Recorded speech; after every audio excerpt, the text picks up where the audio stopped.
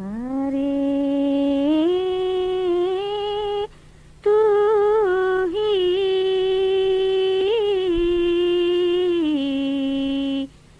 मारा साचा साईया पियू जी तू ही निराला निरंजन कइए भाई निराला निरंजन कइए निराली कइए कुछ बात रे भाई निराली कहिए कुछ बात गूंगे सपना पाया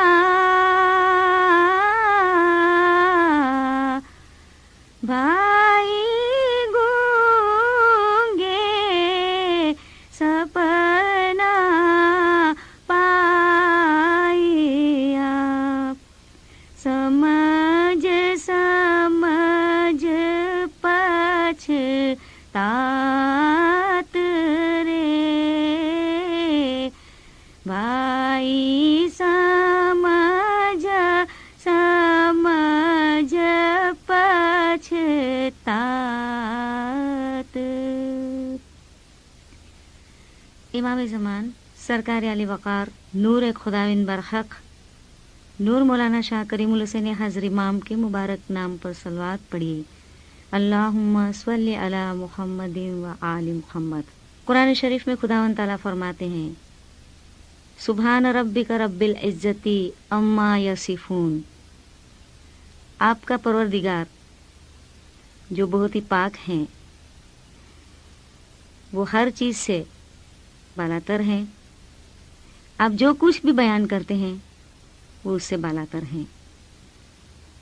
अब आज जिस मौजू को हम शुरू कर रहे हैं, इबादत या बैतुल ख्याल जिसको हम कहते हैं। बैत कहते हैं घर को, ख्याल जहाँ बैठ के इंसान गौर फिक्र करे, याद करे, जिक्र करे, किसी चीज़ का विरद करे।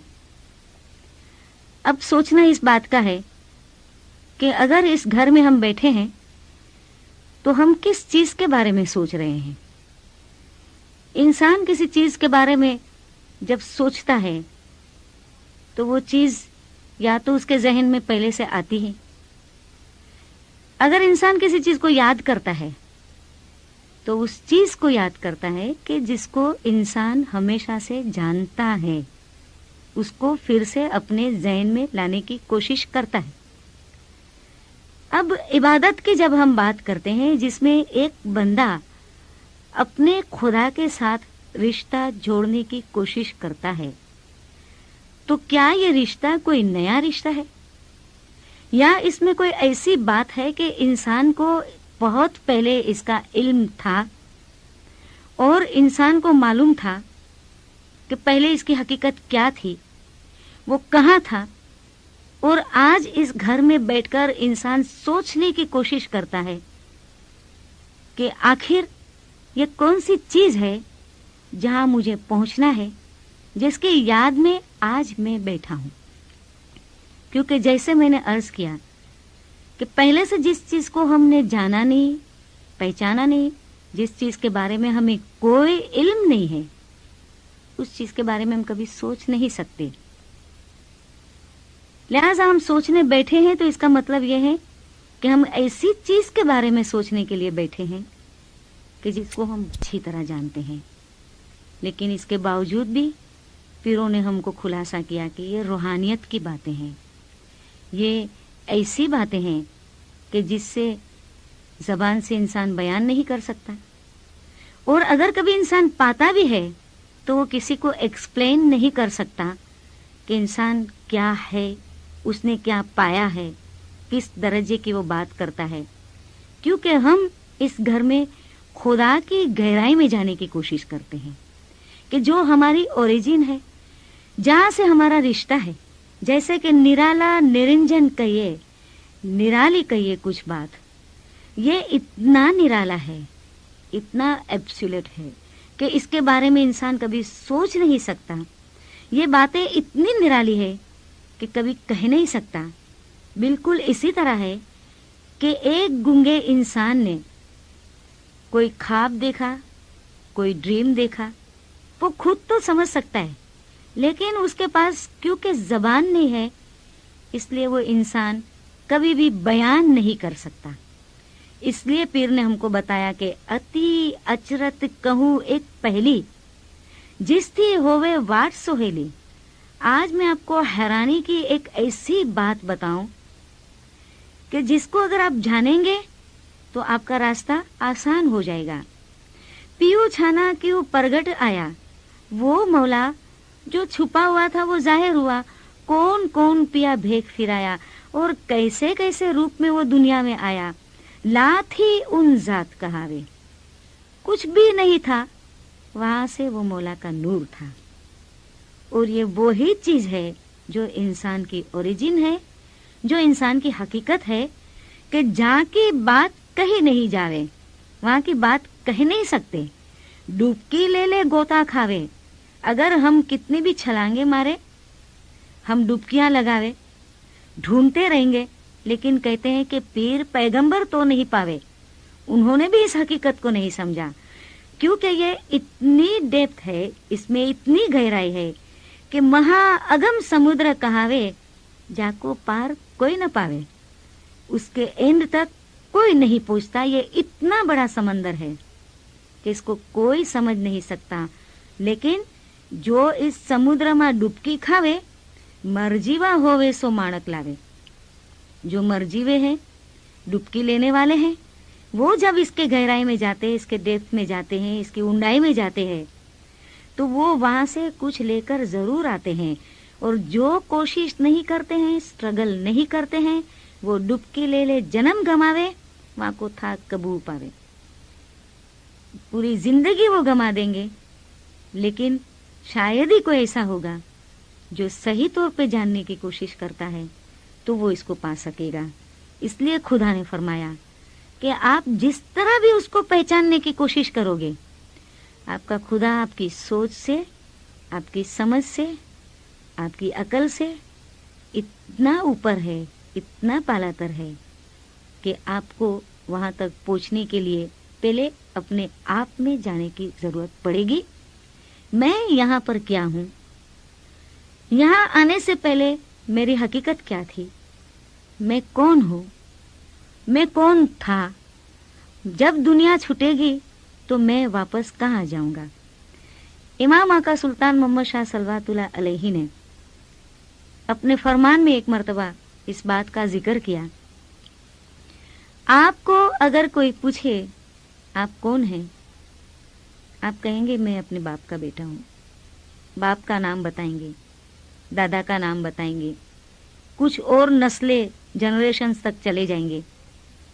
کوئی عقل مند ہوگا تو کہے گا کہ بھئی میں آدم سے ہوں. لیکن آدم سے تو یہ آپ کے جسم ہے، آپ کی باڈی ہے، آپ کی روح کہاں سے ہے، آپ کی سول کہاں سے ہے.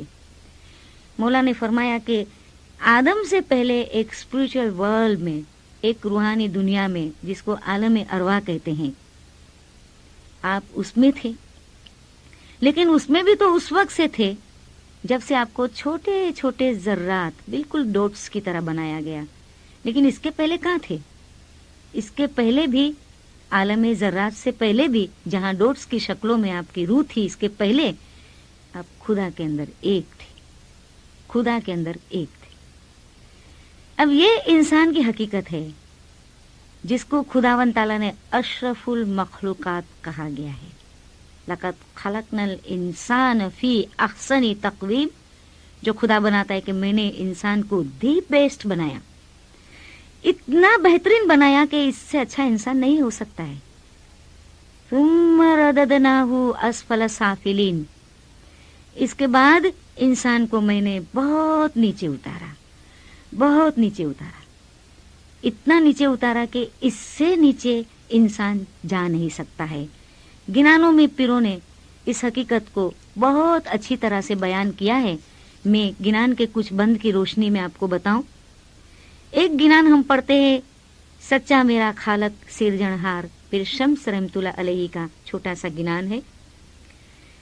इसमें इंसान की पैदाइश के बारे में खुदावंद ताला फरमाते कि ऐन पुकारे को यूं फरमाया, चीन माटीदा भूत सदाया। पुकारा कहते फरिश्ता, फरिश्ते को फरमाया चीनी मिट्टी ले आओ, चिकनी मिट्टी लेकर आओ और उसमें से इंसान का स्ट्रक्चर बनाओ, इसका एक ढांचा बनाओ। बनाया गया, भूत सदाई तिस रूह सदाया, उसका स्ट्रक्चर बनाया, फिर उसमें रूह डाला। नफख्तु फीही मिन रूह, उसमें रूह सदाया, रूह डाली इंसान की बॉडी में, इसका सोल डाला। अब रूह को कहते हैं वण वण रूह इस अंधार कोठी, क्योंकि मिट्टी का जो ढांचा था, जो स्ट्रक्चर था, उसके अंदर की तरफ तो अंधेरा अंधेरा था, डार्कनेस था। रूह को हुक्म कहा दिया कि रूह तू जा और ये तेरा रहने का मकान है, तेरी जगह है, तेरा मकाम है। एक और गिनान जो पीर शम्स रहमतुल्लाह अलैहि का है, धन धन सामी राजा तू सिरजनहार साईं जी। इसके कुछ पाठों में इसी चीज को थोड़ा डिटेल्स में फरमाया गया है। जाए मलायक मट्टी कापण लागा साईं जी, मट्टी रोवन लागी साईं जी। मलायक को जब खुदा का हुक्म हुआ फरिश्ते को कि तू जा और इसका एक स्ट्रक्चर बना इंसान का, वो जाके ने मिट्टी काटने लगा, मिट्टी उठाने लगा, जमीन से मिट्टी खोदने लगा, तो मिट्टी रोने लग गई। तो फरिश्ता मिट्टी को कहता है न रो मिट्टी, मेरे शादा फरमान हुआ साईं जी। ऐ मिट्टी रो नहीं, आप रो मत, क्योंकि मुझे तो मेरे मौला का हुक्म हुआ है। बस आणियों पानी बंदेदा खमीर मचाया साईं जी, पानी लेकर आया और उसको बुनना शुरू कर दिया, आटे की तरह। रोटी बनाने के पहले जो हम आटा तैयार करते हैं, पूरा इसका डोक बनाया, खमीर मचाया, बंदेदा बुत बनाया साईं जी। उस मिट्टी में से उसको तैयार किया, पानी मिला के सॉफ्ट किया उसको, और उसके बाद में इंसान का एक स्ट्रक्चर बनाया। सत्ते आसमाने बंदेदा रूह मंगाया साईं जी। अब देखे, जमीन से मिट्टी उठाई और रूह कहां से मंगाई? आसमान से मंगाई। ये जमीन में इंसान की मिट्टी का क्या दर्जा है और आसमान में इंसान की रूह का क्या दर्जा है, हम इसको कल अपने वाज में आगे करेंगे। मौलाना हाजिर इमाम गद जमात को सुखी सलामत आबाद रखे, गद जमात का ईमान सलामत रखे, हकीकी समझ अता करे, अपना ज़ाहिरी बातिनी नूरानी दीदार नसीब करे। और गद जमात के है जिंदा कायम पया सलवात पढ़िए। अल्लाहुम्मा स्वल्ली अला मुहम्मदिन व आली मुहम्मद। इमाम ज़मान सरकार अली वकार नूर खुदाविन बरहक नूर मौलाना शाह करीमुल हुसैन हाजिर इमाम के मुबारक नाम पर सलवात पढ़िए। अल्लाहुम्मा स्वल्ली अला मुहम्मदिन व आली मुहम्मद। दीनदारो, जैसे कि कल के वाज में पीर शम्स रहमतुल्लाह अलैहि के एक गिनान के जिक्र में इंसान को किस तरह बनाया गया वो हम बयान कर रहे थे। आज उसी चीज को आगे लेकर हमारी हकीकत क्या है, हमारा असल वतन क्या है, हम क्या है, उस पर हम मजीद गौर करें। फरमाते हैं कि खमीर मचाया, बंदेदा बूत बनाया, सते आसमाने बंदेदा रूह मंगाया साईं जी। कुरान शरीफ में खुदा फरमाता है कि वयसअलूनका अनिर रूह कुलिर रूह मिन अम्रि रब्बी। ये लोग जो तुझे रूह के बारे में, तुझे तेरी आत्मा के बारे में, तुझे सोल के बारे में पूछते हैं, इनसे कहें रूह मेरे परवरदिगार के अम्र से, के हुक्म से है, और रूह खुदावन ताला के नूर से है। मिट्टी और चीज है, रूह और चीज है। आपको मालूम है कि एक जमाना ऐसा था जब बैतुल ख्याल के नए मेंबर्स, जिसको लश्कर कहते, आर्मी या फौज कहते हैं, और इस नए मेंबर्स को जब मौला मुलाकात फरमाते थे तो उनमें बहुत से ऐसे छोटे रूहानी बच्चे होते थे जो माओ की गोद में होते थे, अपनी माँ के साथ बैठे होते थे। लेकिन ऐसे हालत में भी मौला इनको एक चीज की तरफ इशारा फरमाते थे, हमें मालूम है आज आप छोटे हैं, लेकिन हमारा जो असल मकसद है वो ये है, मौला ने फरमाया कि आप दो चीजों से बने हुए हैं, एक तो जिस्म है, शरीर है, बॉडी है, दूसरा आपकी रूह, आत्मा या सोल जिसको हम कहते हैं। जब इंसान इस दुनिया को छोड़ता है तो इंसान की जो बॉडी है, जो इसका जिस्म है, वो इसी दुनिया में मिट्टी में वापस मिलता है जिस मिट्टी से अल्लाह ने उसको बनाया।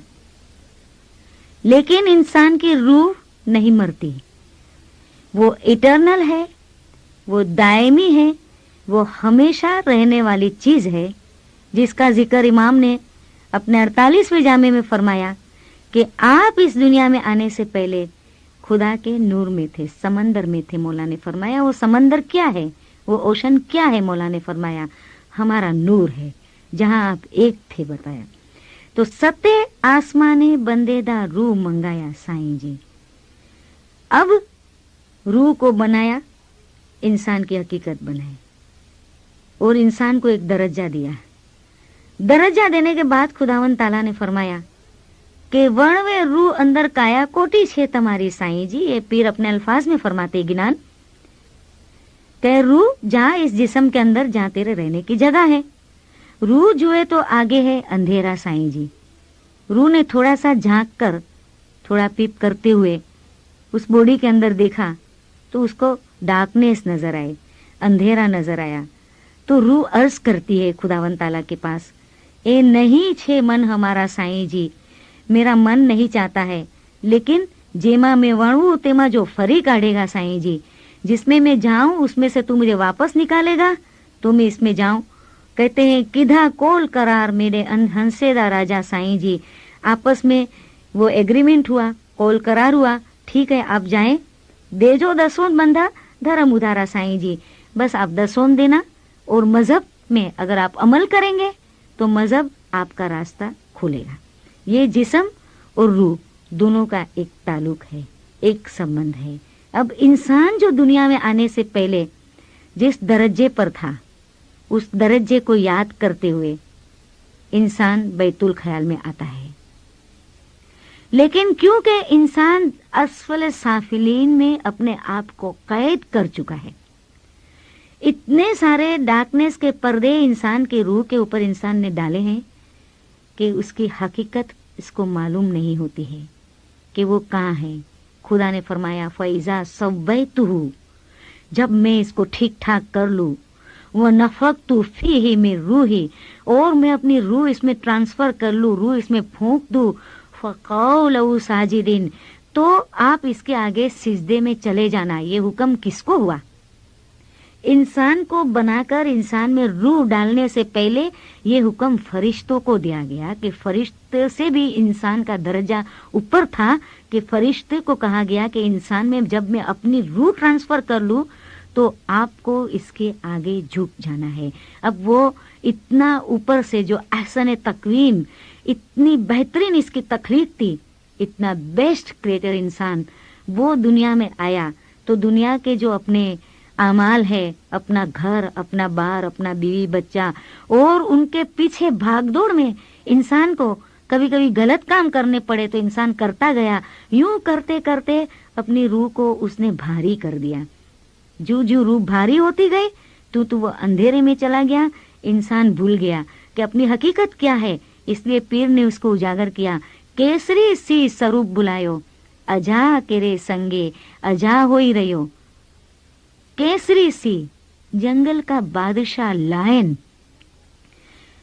उसका बच्चा जब पैदा हुआ तो बकरियों के साथ, गोट्स के साथ में चला गया, और जब बड़ा हुआ तो वो भी दूसरों को देखता था तो शेर की तरह डरता, शेर से डरता था, दूसरी बकरियों की तरह डरता था।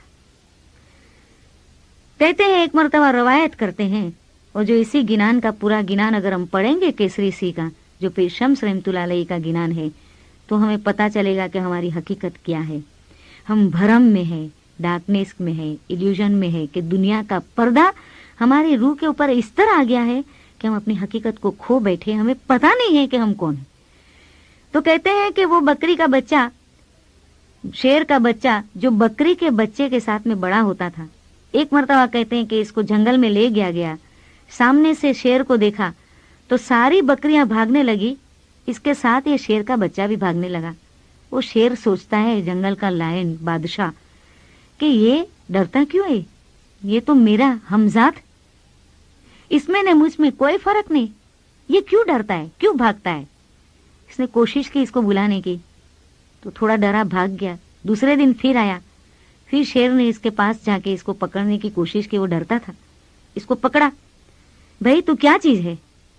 कहता है मैं बकरी हूं। अरे तू बकरी है, तू देखता नहीं, तेरी बॉडी इतनी बड़ी है। बोले हाँ ठीक है, वो छोटी बकरी है तो मैं बड़ी बकरी हूं। शेर ने कहा कि नहीं भाई, तेरी आवाज में फर्क है, तेरे और मेरे स्ट्रक्चर तू देखता है, हमारा स्ट्रक्चर एक जैसा है, हमारी बॉडी एक जैसी है, तू बकरी जैसा नहीं, तू देख। उसको समझ में नहीं आई बात, क्योंकि अपने आप को देख नहीं सकता था। शेर ने कहा चल मेरे साथ में, इसको नदी के किनारे पर ले गया, रिवर के पास लेकर गया, पानी के पास खड़े रहे, और पानी में शेर ने उस बच्चे को अपनी शक्ल दिखाई। तब उस बच्चे ने रियलाइज किया कि हाँ मैं बकरी नहीं हूं, मैं शेर हूं। तो ऐसा कोई शेर चाहिए, और वो शेर है जमाने के इमाम, उनकी तरफ से आने वाले पीर, जो हमें हमारी ओरिजिन बताते हैं कि आपकी हकीकत क्या है भी अली ने होए शे भी अली। ऐसा वचन तमें दिल में है धरना कि अली ही था और अली ही है। आपकी जो हकीकत है वो खुदा का नूर, और आप जब दुनिया से वापस जाएंगे तो आप खुदा के नूर में वापस मिलेंगे। अब ऐसे तो नहीं मिल सकता है। ये तो इंसान के गौरव फिक्र की, इंसान की सोच की बात हुई कि इंसान अपने बारे में सोचता है। इसलिए पीर सदगुरु नूर ने अपने एक बेहतरीन गिनान में फरमाया, भरमे न भूलिए, आप इस भरम में मत आओ, आप अपनी जो शक है उसको निकाल दो। आप इंसान नहीं, लेकिन आप में फरिश्तगी की एक सिफत है, खुदावन ताला के नूर के साथ में आप मिले हुए हैं। लेकिन आपको पता कैसे चले कि आप उस नूर में हैं? इमाम आका सुल्तान मोहम्मद शाह सल्लल्लाहु अलैहि ने फरमाया, 1906 का ये फरमान है, मौला ने फरमाया कि दिल में चिराग यानी नूर का दिया है, इस दिए को, इस लाइट को दिया सलाई से, मैचिस से, दिया सलाई के जरिया हम अपने हाथों से जलाते हैं, यानी रोशन करते हैं, और आप इस बत्ती को तोड़ देते हैं कि ये बत्ती गिरकर पूरी जान को जला देती है। मौला ने फरमाया, आपकी रूह क्या है? वो छोटी सी रोशनी की एक चिंगारी है, हम उसको रोशन करते हैं, हम आपको बताते हैं आप क्या है, क्योंकि यह हमारा काम है कि हम आपकी ओरिजिन की तरफ आपको ले जाएं, आपको हम बताएं कि आप क्या है। अब आपको जब हम बताते हैं तो आपको चाहिए कि आप इस रोशनी को थोड़ा सा बढ़ा दें, आगे जाएं, लेकिन आप इसको तोड़ डालते हैं। याद रखें, मौला ने फरमाया इससे आप खत्म हो जाएंगे, आप खत्म हो जाएंगे। एक जमाना था कि इबादत बंदगी इतनी आसानी से हासिल नहीं होती थी। हमने 5 साल का एक फरमान सुना है, थोड़ा सा मैं यहाँ पर इसका जिक्र कर दूं कि मौला ने फरमाया कि जो 5 बरस की ऑनररी सर्विस खिदमत इमाम की करते थे, इनको ऐसा सवाब मिलता था कि उन्होंने 5 बरस तक जैसे कि मौला का काम किया, वो ऑनररी खिदमत करते थे। आज मौला ने फरमाया कि वो वक्त नहीं है, और इसके लिए आप देखें मौला ने एक छोटा सा अमाउंट रखा, ठीक है आप अपनी कमाई करें, 1 साल की कमाई में से 100 रुपया बाजू पर रखे, 500 रुपया जमा हुए, इमाम के हुजूर में रखे, आपको ऐसा सवाब मिलेगा। इसी तरह मौला ने फरमाया, क्योंकि मोमिन को बरकत होती है, मौला ने फरमाया ठीक है और ज़्यादा करो। 7 बरस और किया, यूँ 5 और 7 12 बरस, जिसको हम 5 और 12 साल की खिदमत कहते हैं। लेकिन इसमें तो कुछ अमाउंट इस्तेमाल होता था, यूज़ होता है। लेकिन मौला ने फरमाया कि हम एक ऐसा रास्ता आपको बताते हैं जिसके लिए 17 ईयर्स 17 बरस दिन रात कोई मेहनत करता था। न सिर्फ इतना, लेकिन हम हमारी हिस्ट्री के बैकग्राउंड में जाए तो हमें पता चलेगा कि ऐसे ज़माने में इमाम की तरफ से दाई और फिदाई बाकायदा मोमिनीन के ऊपर परख डालते थे, इनको एग्ज़ाम करते थे, इनको एग्जामिनेशन में डालते थे, इनको सोचते थे क्या ये बंदा इतना पक्का है कि अभी वो मजबूत हुआ है कि इबादत बंदगी कर सकता है, तब जाके इसको बैतुल ख्याल का काम दिया जाता था।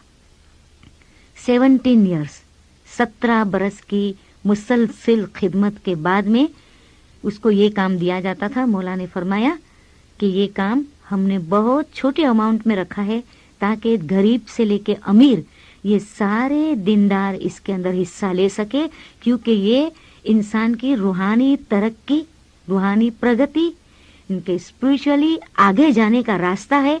कोई ये न कहे कि हम इसमें पीछे रह गए हैं। इसलिए मौला ने फरमाया कि हमने बहुत आसान कर दिया है। इसके बावजूद भी इमाम हसन अली शाह के वक्त में इबादत के आवर्स बहुत ज़्यादा थे। इमाम अली शाह के वक्त में इबादत के आवर्स बहुत ज़्यादा थे। इमाम सुल्तान मोहम्मद शाह सलवातुल्लाह अलैहि, इनके ज़माने में भी इबादत के जो आवर्स थे वो ज़्यादा थे। जैसे मौला ने 1908 में फरमाया कि पहले के ज़माने में 4 घंटा, 6 घंटा, 8 घंटा, 4, 6 and 8 आवर्स इबादत के होते थे। अभी मौला ने फरमाया 1908 में कि आज से हमने 2 घंटा आपके लिए कर दिया है। 2 घंटे की इबादत 1908 तक मौला ने रखी थी। उस जमाने में भी मोमिन इबादत करते थे। आहिस्ता आहिस्ता ये इबादत कम हो गई। किस तरह कम हो गई? आज 1 घंटा है और 1 घंटा भी हमारे लिए क्यों मुश्किल गुजरता है, इसका खुलासा हम कल के वाज में करेंगे। मौलाना हाजिर इमाम गज जमात को सुखी सलामत आबाद रखे, गज जमात का ईमान सलामत रखे, हकीकी समझ अता करे, अपना ज़ाहिरी बातिनी नूरानी दीदार नसीब करे। गज जमात के है जिंदा कायम पे सलवात पढ़े। अल्लाहुम्मा स्वल्ली अला मुहम्मदिन व आली मुहम्मद। इमाम ज़मान सरकार आली वक़ार नूर खुदाविन बरहक नूर मौलाना शाह करीमुल हुसैन हाजिर इमाम के मुबारक नाम पर सलवात पढ़िए। अल्लाहुम्मा स्वल्ली अला मुहम्मदिन व आली मुहम्मद। दिनारो, कल के वाज में 1908 तक इबादत बंदगी के जो टाइम थे, जो आवर्स थे, जो घंटे थे, उसका मैंने जिक्र किया। इसके बाद आहिस्ता आहिस्ता वो कम होता गया। 1908 से पहले 1905 में 3 घंटे की इबादत थी, 1908 में 2 घंटा कर दिया। 1910 में किसी किसी को 1 घंटा और किसी किसी को 2 घंटे की इबादत दी। लेकिन 1914 में और इसके बाद में 1920 में मौला ने फरमाया कि तुम खोजे बहुत कमज़ोर हो, 1 घंटे से ज़्यादा बंदगी नहीं कर सकोगे, हमें मालूम है। इसलिए अब से हम सब के ऊपर 1 घंटे की इबादत रखते हैं। क्यों? ये काम ऐसा है, इसको हर कोई समझ नहीं सकता। जैसे 1910 में मौला ने इसका खुलासा फरमाया। बहुत से लोग इस काम में आते हैं, काम करते हैं, समझ नहीं पाते। मौला ने फरमाया कि इस काम को लेने के बाद मतलब न समझा तो गोया, इसकी मिसाल अच्छी नहीं, लेकिन क्योंकि फरमान में है इसलिए मैं आपको बताती हूँ कि इस काम को लेने के बाद मतलब न समझा तो गोया गधे के गले में, डोंकी के गले में हीरा बांधा जाए, लेकिन वो इसकी कदर नहीं समझा, ऐसी आपकी मिसाल है। کہ ایک डोंकी के गले में हीरा बांध दिया, एक डायमंड लेके डाल दिया, लेकिन उसको डोंकी को क्या पता चले कि भाई मेरे गले में मैंने क्या पहना है। तो मौला का फरमाने का मतलब कि आप इबादत 1 घंटा तो ले लेते, लेकिन इस 1 घंटे में आपको करना क्या है, आपको क्या करना है। अगर इसकी समझ आपके पास नहीं आए तो फिर आप आगे किस तरह बढ़ सकेंगे। 1967 में 8 नवंबर 1967 मौलाना हाजिर इमाम जब बम्बई तशरीफ ले गए, उस वक्त भी मौला ने एक फरमान जमात को रूहानियत का फरमाया। इसके बाद में एक क्वेश्चन जमात को बताया कि हम आपको एक सवाल पूछना चाहते हैं, आपकी सबसे पहली रिस्पॉन्सिबिलिटी क्या है।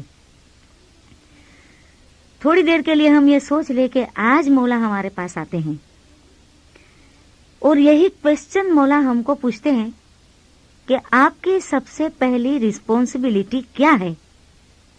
हम क्या जवाब देंगे, हम क्या कहेंगे। वही जवाब हमारा होगा जो उस वक्त जमात ने दिया था। जैसे कि जमात ने कहा कि इबादत खुदाविन, मौला ने फरमाया कि जबकि आपको इसका आंसर पता है, आपको इसका जवाब मालूम है कि आपकी दुनिया में सबसे पहली जिम्मेदारी, सबसे पहली रिस्पॉन्सिबिलिटी इबादत है।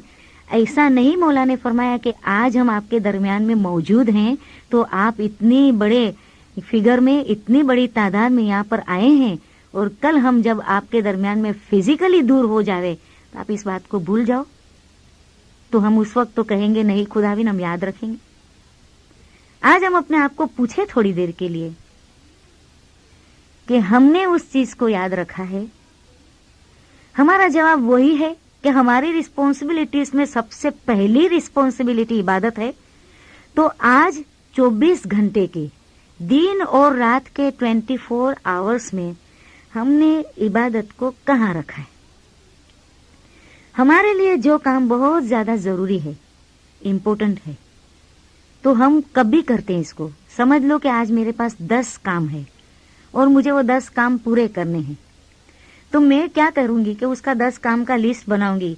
ये नहीं हुआ तो चले गए, ये नहीं हुआ तो चला गया। उसमें जो इम्पोर्टेंट काम है जिसको मैं कल पर नहीं छोड़ सकती हूँ, उससे मुझे आज एनी कॉस्ट करना है। तो प्रायोरिटी में ये होगा या सबसे नीचे होगा। मेरे जो 10 काम की लिस्ट है, इसमें सबसे top of the list priority पे ये इम्पोर्टेंट काम होगा जो मुझे अभी इसी वक्त करना है। अगर इबादत हमारी जिंदगी का सबसे बड़ा काम है, सबसे अहम काम है, इम्पोर्टेंट है, प्रायोरिटी पर हमने इसको रखा है, अगर प्रायोरिटी पे रखा है तो हमारे दिन की शुरुआत कभी होती है? सुबह 4 बजे से होती है, बंदगी से होती है। अगर नहीं होती है बंदगी से तो इबादत हमारे लिस्ट में उसमें सबसे ऊपर नहीं, सबसे ऊपर नहीं, नीचे है। मौला ने फरमाया देखो तुम्हारे और हमारे दरमियान में एक चेन है, एक जंजीर है। मौला ने फरमाया उस जंजीर को समझने की कोशिश करो। इमाम ने इसका खुलासा बताया किस तरह इंसान कर सकता है, बैलेंस लाइफ से कर सकता है। अब बैलेंस लाइफ मौला ने हमको किस तरह दी है। 24 घंटे में ये तो मौला नहीं फरमाते कि 12 घंटे दुनिया का काम करो, 12 घंटा इबादत बंदगी करो। नहीं, हमारी दुआ बंदगी सब मिलाकर 1 घंटा बैतुल ख्याल की बंदगी और बाकी दुआ की टाइमिंग्स को आप ले, मैक्सिमम एक मोमिन अगर देता है तो 2 घंटा देता है। 2 आवर्स जस्ट फ्रॉम 24 आवर्स, 2 घंटा हम देते हैं। और वो भी मौला ने फरमाया कि जिस तरह हम आपको समझाने की कोशिश करते, मौला ने फरमाया आपको किस तरह बंदगी करते। 2 रास्ते मौला ने फरमाया हम आपके सामने जिक्र करते। मौला ने फरमाया एक तो सिर्फ जिस्मानी रास्ता है, दुनियावी रास्ता है। एक ऐसा रास्ता है जो जिस्मानी और दुनियावी मिक्स है, मौला ने फरमाया। और एक रास्ता ऐसा है जो स्पिरिचुअल वे है, उसको सिर्फ रूहानी रास्ता कहते हैं। अब मौला फरमाते हैं कि वो रास्ता कैसा है। आप दुनिया में रहते हैं, मौला ने फरमाया जैसे आपको भूख लगती, आपको भूख लगी, आपके माइंड को उसकी कंप्लेन गई, इसकी शिकायत गई, आपके दिल ने इच्छा की, इरादा किया आपने खाना उठाया, फूड लिया और इसको खाया। ये एक चेन हुई, एक जंजीर हुई जिसके अंदर 4 चीजें हैं। भूख लगना, माइंड को इसकी फरियाद होना, इसकी शिकायत होना, दिल को इरादा करना, खाना लेना और खाना। ये सिर्फ जाहिरी रास्ता है जो दुनिया करती, मौला ने फरमाया। और इसीलिए मौला ने फरमाया कि आप बहुत मर्तबा कहते हैं ना, बहुत बड़े, हर चीज में बड़ा है। मौला ने फरमाया हम आज आपको पूछते हैं, आप में वो कौन सा हुनर अच्छा है, वो कौन सी बात अच्छी है। आप हैवान को देखते, एनिमल्स को देखते, मौला ने फरमाया वो भी दुनिया के अंदर पैदा होते हैं, उसके पास बच्चे होते हैं, आपके पास बच्चे होते हैं, वो बच्चों का पेट भरने के लिए भागता है, आप बच्चों के पेट भरने के लिए भागते, वक्त आता है वो चला जाता है, आप चले जाते हैं।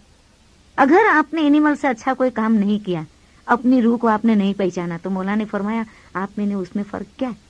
देखो मौला ने फरमाया कि आप एक तेजी से उड़ने वाले बर्ड की तरह है, परिंदे की तरह है, बुलबुल की तरह है, लेकिन आपने अपने जो विंग्स है, अपने जो पर है, मौला ने फरमाया काट दिए। याद रखो कि आप पर कटे हुए, विंग्स कटे हुए परिंदे की तरह नहीं है जो जमीन के ऊपर रहते हैं। आपकी रूह में एक सिफत है, एक खूबी है, वो उड़ना चाहती हैं, अपने असल से मिलना चाहती हैं। इसके लिए इसको पर की जरूरत है। वो पर क्या है, वो विंग्स क्या है, वो पांखें क्या है। आपकी इबादत बंदगी नेक काम है और हमेशा इबादत बंदगी के लिए फिक्र में रहना है, खुदा की याद में रहना कि खुदा दुनिया में आने से पहले तो मैं ये नहीं थी, जो मेरी हकीकत है, जो मेरी ओरिजिन है, मुझे वहां पहुंचना है। और वो पहुंचने के लिए जो सोच है, जो स्ट्रगल है, जो मेहनत आप करते हैं, ये आपको उड़ाएगा। ये आपके विंग्स है और जिस विंग्स के जरिया आप खुदावन ताला के नूर में जाएंगे। जैसे मौला ने फरमाया दूसरा जो रास्ता है, जो मिक्स है दोनों, वो ऐसा है कि एक बच्चे को देखते हैं, औरत को देखते हैं, और फिर दिमाग में ये बात जाती है कि भाई आपने बच्चे को देखा, दिल इरादा करता है कि बच्चा बहुत प्यारा है, आप इसको उठा लेके गले पे लगाते प्यार करते हैं। इसी तरह मौला ने फरमाया कि एक सिर्फ स्पिरिचुअल रास्ता है, उसमें यह है कि इंसान जो दुनिया में रहता है, तेनु पिंड चाले मृत्यु लोकमा अने सुरती आकाशे जाए। जमीन में तो वो चलता है, लेकिन इसका जो ख्याल है, उसकी जो सोच है, उसकी जो समझ है, वो हमेशा आसमान की तरफ होती है, रूहानियत की तरफ होती है, अपनी ओरिजिन की तरफ होती है कि ये तो दुनिया की एक जिम्मेदारी है, एक रिस्पॉन्सिबिलिटी है जो इस जिस्म में, जो इस बॉडी में मैं आए हूँ, मुझे पूरी करनी है। लेकिन ये मेरी ओरिजिन नहीं है। बॉडी खत्म होगी तो वो मिट्टी में जाएगी। मेरी ओरिजिन ये है कि मैं अपनी रूह को बहुत तेजी से उसको बुलंद करूं, इसको आगे बढ़ाऊं और खुदा के नूर में मैं एक जाऊं। इसके लिए मौला ने फरमाया कि जो स्पिरिचुअल रास्ता है वो ये है कि इंसान दुनिया में रहते हुए हमेशा ये फील करे, ये महसूस करे कि मैं खुदावन ताला के नूर से जुदा हूं। तो पहला जो इसके स्टेप में है वो है जुदाई। मुसलसिल इस बात को अपने दिमाग में कंप्लेन करते रहना कि ये मेरा असल वतन नहीं है, ये मेरा टेम्पररी वतन है जिसमें मुझे कंप्लीट करना है अपने कुछ असाइनमेंट जो खुदा की तरफ से मिले हैं, जो जिम्मेदारी मुझे मिली है, जो रिस्पॉन्सिबिलिटी मिली है वो पूरी करनी है, लेकिन असल वतन की तरफ मुझे वापस जाना है। इस बात को मुसलसिल अपने जहन में रखना, दिल में इसकी चाहत पैदा करना कि जब भी मौका मिले मैं या अल्लाह या मोहम्मद या अली को याद करूं, क्योंकि ये वो तस्बीह है, ये खुदा के वो नाम है जो आहिस्ता आहिस्ता मुझे इबादत के अंदर मदद करते हैं कि जैसे मैं बैठूं इबादत बंदगी में तो मुझे पता चले कि मुझे कहाँ जाना है, मुझे रास्ता नजर आएगा। तो दिल में इसकी चाहत पैदा करना, भावना पैदा करनी और फिर स्ट्रगल करना किस बात का, असल में एक हो जाने का, यानी कि असल में वासल हो जाने का। ये खुदावंद ताला के साथ में हमारा जो रिश्ता है, जो एक रूहानी रिश्ता है, एक स्पिरिचुअल रिलेशनशिप है, जिसको मजबूत करना है, उसके ऊपर गौर फिक्र करना है। मौला ने फरमाया कि कब तक आप दुनिया में इस तरह रहेंगे। आप सोचो, मौला फरमाते हैं कि आप कौन है। Fix your sales certain objectives, objectives of regular practice of your faith of attendance in जमात खाना। अपने पर्पस को, अपने मकसद को पहले फिक्स करे। ये मेरा मकसद है, मुझे जाना है, और जाने की कोशिश करे। 1955 में इमाम आका सुल्तान मोहम्मद शाह सलवातुल्लाह अलैहि ने लंदन में स्टूडेंट्स को मुलाकात दी, और वहां पर भी एक बहुत ही अच्छी बात मौला ने फरमाई जो हमारे यंगर जनरेशन को बताने की जरूरत है, जो हमारे वालिदैन का फर्ज है, बच्चों का फर्ज है। दुनिया में एजुकेशन लेना इट इज कंपल्सरी, लेकिन इसके साथ साथ अपनी आखिरत को भूलना नहीं है। मौला ने फरमाया आपको बंदगी में बाकायदगी से हाजिरी देनी चाहिए, जिससे आपकी रूहानी ताकत बढ़ेगी और खुदा से नजदीकी भी हासिल कर सकोगे। आप तालीम हासिल करते हैं, ये अच्छी बात है, लेकिन आखिरत को भी भूलना नहीं चाहिए। एजुकेशन लेना अच्छी बात है, लेकिन अपने आखिरत को नहीं भूलो, आखिरत को भी याद रखना है। तो हम क्या है, हमें क्यों इबादत करनी चाहिए, इसका कुछ खुलासा मैंने अपनी वाजों में पेश किया है। इंशाल्लाह आने वाले वाजों में आप ये सुनेंगे कि इबादत में हमें किस तरह बैठना चाहिए, इबादत के रास्ते में कौन कौन सी बातें हैं जो हमें करनी चाहिए, कौन सी बातें हैं जो हमें नहीं करनी चाहिए, और इसके अलावा और भी ज्यादा बातें जो इबादत बंदगी और खुदावंद ताला के साथ में हमारा जो रूहानी रिश्ता है, इसका जिक्र आप आने वाले वाजों में सुनेंगे।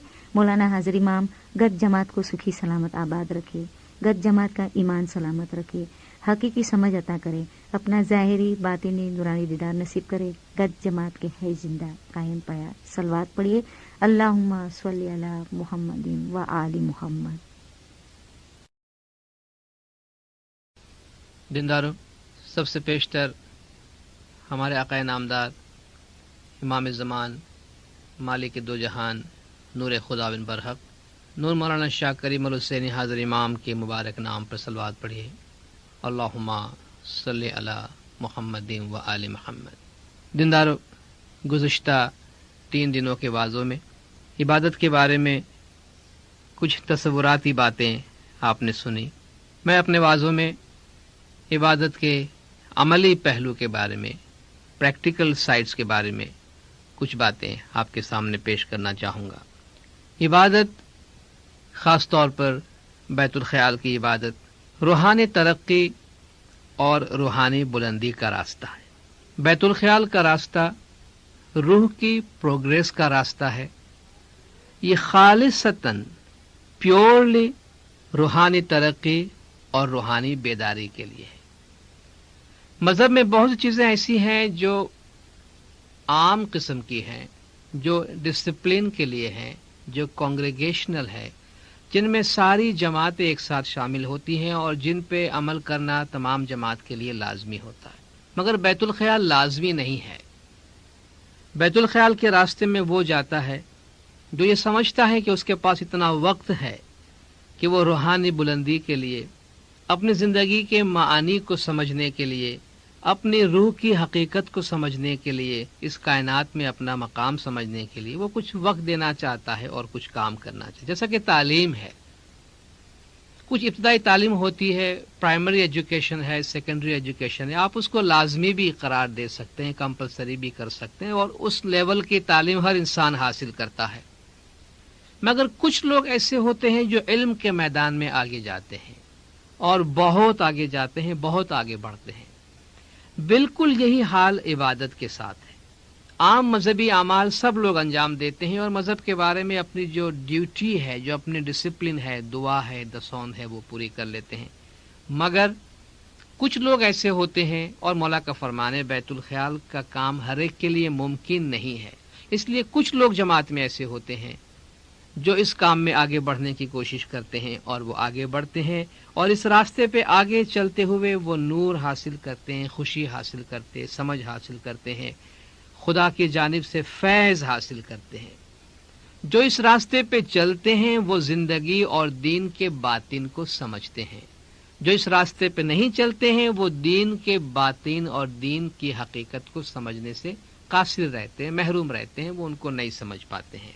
आप कहेंगे इबादत में बैठने का शौक तो हम सबको है, और हम इबादत में बैठते भी। हम में से कितने लोग हैं, मैं कह सकता हूं कि हजारों की तादाद में हमारे जमात में दीनदार भाई बहनें ऐसे हैं جو زمانے کے امام سے اسم اعظم لیتے ہیں، بیت الخیال کی بخشش لیتے ہیں، امام زمان کے حضور میں جا کے قول دیتے ہیں، وچن دیتے ہیں، بول لیتے ہیں، بندگی میں آنا شروع کرتے ہیں، مگر کچھ عرصے کے بعد وہ بندگی چھوڑ دیتے ہیں۔ کہتے ہیں بندگی بہت مشکل نظر آتی ہے۔ کیوں مشکل نظر آتی ہے؟ بندگی کیوں مشکل ہے؟ اس میں کوئی شک نہیں کہ بندگی مشکل ہے۔ اگر کوئی شخص یہ سمجھتا ہے کہ بندگی بہت آسان ہے اور کسی کو آپ حوصلہ افزائی کرے کہ آئیے ہوئے کوئی بات نہیں، بندگی کرنا بڑا آسان ہے، آ جائیے آپ، تو یہ حقیقت نہیں ہوگی، کیونکہ خود مولانا حاضر امام نے اپنے فرمان میں فرمایا ہے کہ بیت الخیال کا کام ڈیفیکلٹ ہے، بیت الخیال کی ڈسپلن ڈیمانڈنگ ہے۔ کیوں ڈیمانڈنگ ہے؟ کیونکہ اس کے ذریعہ سے ہمارے پورے وجود میں ایک قسم کی تبدیلی آتی ہے۔ ہم کیوں بیت الخیال کو مشکل پاتے؟ اس لیے کہ دیندارو ہمارا جو وجود ہے، ہمارا جو ایگزسٹنس ہے، وہ دو چیزوں سے بنا ہے، اس میں دو دنیایں ہیں، ایک جسمانی دنیا ہے، ایک روحانی دنیا ہے، ایک اس میں حیوانی دنیا ہے، ایک اس میں نورانی روحانی دنیا۔ آپ نے پہلے بھی اپنے واعظ میں سنا یہاں پر کہ ہمارا کچھ حصہ وہ ہے، جیسے کہ ہماری سول ہے، ہماری روح ہے، وہ آکاشی ہے، وہ خدا کے نور کا حصہ ہے، اور دوسرا ہمارا جسم ہے جو اس دنیا کا ہے اور وہ حیوانی نوعیت کا ہے۔ تو جب ہم عالم ارواح سے، اس روحانی دنیا سے عالم اجسام یعنی فزیکل ورلڈ، مٹیریل ورلڈ کی طرف، جسمانی دنیا کی طرف آئے ہیں، تو ہمارے وجود میں جو لگاؤ ہے، جو کشش ہے، جو ہمارا میلان ہے، جو ہمارا انکلینیشن ہے، وہ مادی دنیا کی طرف، نفسانی دنیا کی طرف زیادہ ہے، فزیکل ورلڈ کی طرف زیادہ ہے۔ اور بندگی کیا ہے؟ دین کیا ہے؟ بندگی کے بارے میں سوچنا، بیت الخیال جیسا کہ آپ نے سنا، وہ کیا ہے؟ بیت الخیال روح کی دنیا کے بارے میں سوچنا ہے۔ ذکر، بندگی، بیت الخیال کی عبادت جسمانی دنیا سے نکل کر روحانی دنیا کی طرف جانا ہے۔ تو ہمارے وجود میں جو فزیکل ورلڈ یا جسمانی دنیا یا حیوانیت کا جو پریشر ہے، اس پریشر سے نکل کے روحانی دنیا کی طرف جانا ہم کو بڑا مشکل لگتا ہے۔ اس لیے ہمارے وجود میں ایک بڑا بھاری پن ہوتا ہے، اور اس بھاری پن سے نکل کے روحانیت کے راستے کی طرف جانا یہ اچانک نہیں ہو جاتا، راتوں رات نہیں ہو جاتا، چند دنوں میں نہیں ہو جاتا، یہ کافی لمبا پروسیس ہوتا ہے۔ اس میں کافی محنت کرنی پڑتی ہے، کافی ڈسپلن کی ضرورت ہے، کافی لگاؤ کی ضرورت ہے، کافی کمٹمنٹ کی ضرورت ہے۔ اس لیے مولانا حاضر امام جب بیت الخیال کا بول دینے کے بعد تشریف لاتے ہیں تو آپ دیکھتے ہیں مولا اس بات کو کتنے مرحلوں سے یقینی بنانا چاہتے ہیں۔ سب سے پہلی بات مشنریوں کی ذمہ داری ہوتی ہے کہ بول لینے والے سے پوچھیں کیا بھائی اپنی مرضی سے آئے ہیں، ان کے پاس ٹائم ہے، ان کے پاس سمجھ ہے، وہ یہ کام کرنا چاہتے ہیں، اپنی مرضی سے آئے نہیں آئے۔ کئی مرحلوں کے بعد جب مولا کے حضور میں جاتے ہیں تو مولا بھی اپنے فرمان کے آغاز میں یہی پوچھتے ہیں کہ بیت الخیال کا یہ مطلب ہے آپ کے پاس ٹائم، آپ کے پاس کمٹمنٹ، آپ فزیکلی اور مینٹلی ایموشنلی اس کے لیے آپ تیار ہے کہ نہیں۔ اور جب ہم کہتے ہیں کہ جی ہاں خداوند ہم اس کام کے لیے تیار ہیں، اس کے بعد امام زمان ہمیں اس بخشش سے نوازتے ہیں۔ تو یہ کام مشکل ہے، اس میں کوئی شک نہیں، لیکن یہ ناممکن نہیں ہے۔ اگر ناممکن ہو تو مولا یہ کام ہمیں نہیں دیتے۔ مولا کی دعا و برکات ہمارے ساتھ ہے، مولا کی رحمتیں ہمارے ساتھ ہے، مولا کی ہدایات ہمارے ساتھ ہے، اور جب مولا اسم اعظم اور بول دیتے ہیں تو مولا ہمارا ہاتھ بھی تھامتے ہیں، مولا خود ہمارا ہاتھ پکڑتے ہیں اور اس راستے میں ہم کو آگے لے جاتے ہیں۔ لیکن اگر ہم مولا کا ہاتھ چھڑا کر نکل جاتے ہیں تو پھر مولا کیا کر سکتا ہے؟ خود خدا قرآن میں فرماتا ہے کہ اللہ ولی الذین آمنوا یخرجہم من الظلمات الی النور، اللہ مومنوں کا دوست ہے جو ان کو اندھیرے سے نکال کے نور کی طرف لے جاتا ہے۔ آپ نے گنان کے حوالے سے پچھلے واضحوں میں سنا کہ وڑ وڑ روح اندر کایا کوٹھی چھے تمہاری سائی جی، روح جوئے تو آگڑ ہے اندھیرا سائی جی۔ تو یہ جو فزیکل دنیا ہے، مٹیریل ورلڈ ہے، وہ ایک اندھیری دنیا ہے، روح کے لیے وہ اندھیرا ہے، ظلمات ہے، اور خدا فرماتا ہے کہ وہ مومنوں کا دوست ہے جو مومنوں کو اندھیرے سے نکال کے نور کی طرف لے جاتا ہے۔ تو یہ مولا جو اسم اعظم کی بخشش سے ہم کو نوازتے ہیں، یہ گویا اس نور کے راستے میں، حقیقت کے راستے میں آگے بڑھنے کے لیے مولا ہمارا ہاتھ تھامتے ہیں، ہماری مدد کرتے، ہم کو آگے لے جاتے ہیں۔ اس لیے تو بیت الخیال کے کام کو، یعنی ہمارے اندر کی خواہشات سے مقابلہ کرنے کے اس کام کو جہاد کہا گیا ہے، بلکہ جہاد اکبر کہا گیا ہے، کہ اپنے نفس کے خلاف جہاد، کیونکہ نفس ہمیں دنیاوی کام کی طرف کھینچتا ہے، جبکہ عبادت ہمیں روحانی، نورانی اور باطنی چیزوں کی طرف لے جاتی ہے۔ اور اس لیے ہمارے وجود کے اندر موجود اس اسٹرگل کو، اس جد و جہد کو ایک جہاد کا نام دیا گیا، کہ بدھنی بندوق نے سرتی نو دارو، تو گنان گولی بیچ بھرنا، ڈھال دھڑینی دھرپ سو باندھیجے، تو ست کی تلوار سو لڑنا۔ یہ جو جنگ ہے، یہ کوئی فزیکل، یہ لڑائی، یہ وار، یہ اسٹرگل کوئی دنیاوی فزیکل چیز نہیں ہے، لیکن ہمارے باطن میں، ہمارے وجود میں، ہمارے اندر ایک اسپرچول اسٹرگل ہے، اس کی طرف اشارہ ہے۔ ہماری محبت، ہمارا کمٹمنٹ دنیاوی چیزوں کی طرف جتنا زیادہ ہوگا، روحانیت کی طرف اتنا کم ہوگا۔ یہ ایک بیسک پرنسپل ہے، پریمس ہے، اس کو یاد رکھنے کی ضرورت ہے۔ اگر ہمارا کمٹمنٹ روحانیت کی طرف زیادہ ہے تو دنیا میں فزیکل کمٹمنٹ ہمارا خود بخود کم ہوتا جائے۔ خود مولا نے فرمایا ہے کہ جوں جوں آپ عبادت میں، بندگی میں، بیت الخیال میں آگے سے آگے بڑھتے جائیں گے تو آپ کا خیال، آپ کا دھیان دنیاوی چیزوں کی طرف سے کم ہوتا جائے گا۔ تو روحانیت کے راستے میں، بیت الخیال کے راستے میں آگے بڑھنے کے لیے چند کام کرنے کی ضرورت ہے۔ اپنی لائف کو اس طریقے سے پلان کرنے کی، اپنی لائف کو اس طریقے سے آرڈر میں لانے کی ضرورت ہے کہ جن کے ذریعے سے بیت الخیال کا یہ کام ہمارے لیے آسان ہو جائے۔ اور میں چند ایسی باتوں کا آپ کے سامنے ذکر کرنا چاہتا ہوں کہ جس سے ہمارے بیت الخیال کے راستے پہ چلنے اور آگے بڑھنے کا جو ہمارا کام ہے وہ آسان سے آسان تر ہو جائے۔ سب سے پہلی بات اس سلسلے میں یہ ہے کہ ہم یہ یاد رکھیں کہ بیت الخیال اور بیت الخیال میں آگے بڑھنے کا کام یہ کوئی ایک شارٹ ٹرم کام نہیں ہے کہ ہاں بھائی چلو میں نے 6 مہینے کا پروگرام بنا لیا، 12 مہینے کا پروگرام بنا لیا، بس 12 مہینے میں 2 مہینے میں بیت الخیال سے فارغ ہو جاؤں گا، پھر اپنا کام شروع کروں گا۔ بیت الخیال کا کام ایک پوری لائف ٹائم کمٹمنٹ ہے، یہ ہماری پوری زندگی کا کمٹمنٹ ہے۔ اور جب پوری زندگی کا کمٹمنٹ ہے تو ہماری پوری زندگی کو ہمیں اسی طریقے سے آرڈر میں لانے کی ضرورت ہے، ہماری پوری زندگی کو اسی طریقے سے پلان میں لانے کی ضرورت ہے کہ ہم اپنی زندگی کو اس طریقے سے اس کی منصوبہ بندی کریں کہ ہماری عبادت کا ذکر ہمیشہ سب سے پہلے آئے، ہماری لائف ایک سنجیدہ لائف ہو، ہماری زندگی میں ایک کمٹمنٹ ہو، اور بیت الخیال کے کام کو ہم وہ جگہ دے جو مولا دینا چاہتے ہیں۔ اس کو ہم معمولی تصور نہ کریں، اس کو ہم کوئی چھوٹا سا کام، کوئی معمولی سا کام، غیر اہم کام، بھائی وقت ملا تو کر لیں گے، وقت نہیں ملا تو نہیں کریں گے، اس طریقے سے اس کام کو نہیں لیا جانا چاہیے، بلکہ اس کو ٹاپ پرائرٹی پہ رکھتے ہوئے زندگی میں سب سے اہم، اگر ہم چاہتے ہیں کہ ہم بیت الخیال کا کام کریں۔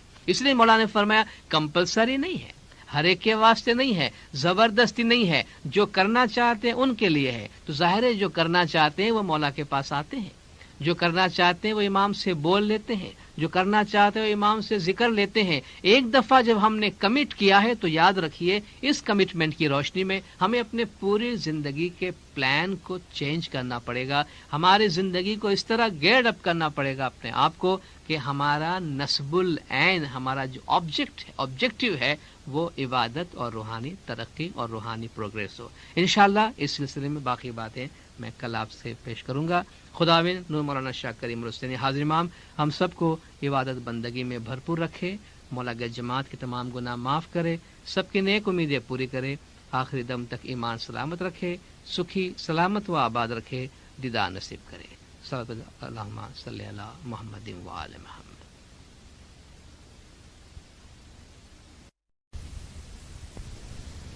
زندارو، سب سے پیشتر ہمارے آقا نامدار امام زمان مالک دو جہان نور خداوند برحق نور مولانا شاہ کریم الحسینی حاضر امام کے مبارک نام پر صلوات پڑھیے۔ اللہم صلی علی محمد و آل محمد۔ دیندارو، کل میں اپنے واعظ میں عرض کر رہا تھا کہ سب سے پہلی بات عبادت کی راہ میں آگے بڑھنے کے لیے یہ ہے کہ ہم اپنے زندگی کو اس طریقے سے زندگی کی منصوبہ بندی کریں کہ عبادت ہماری زندگی میں سب سے پہلی جگہ لے۔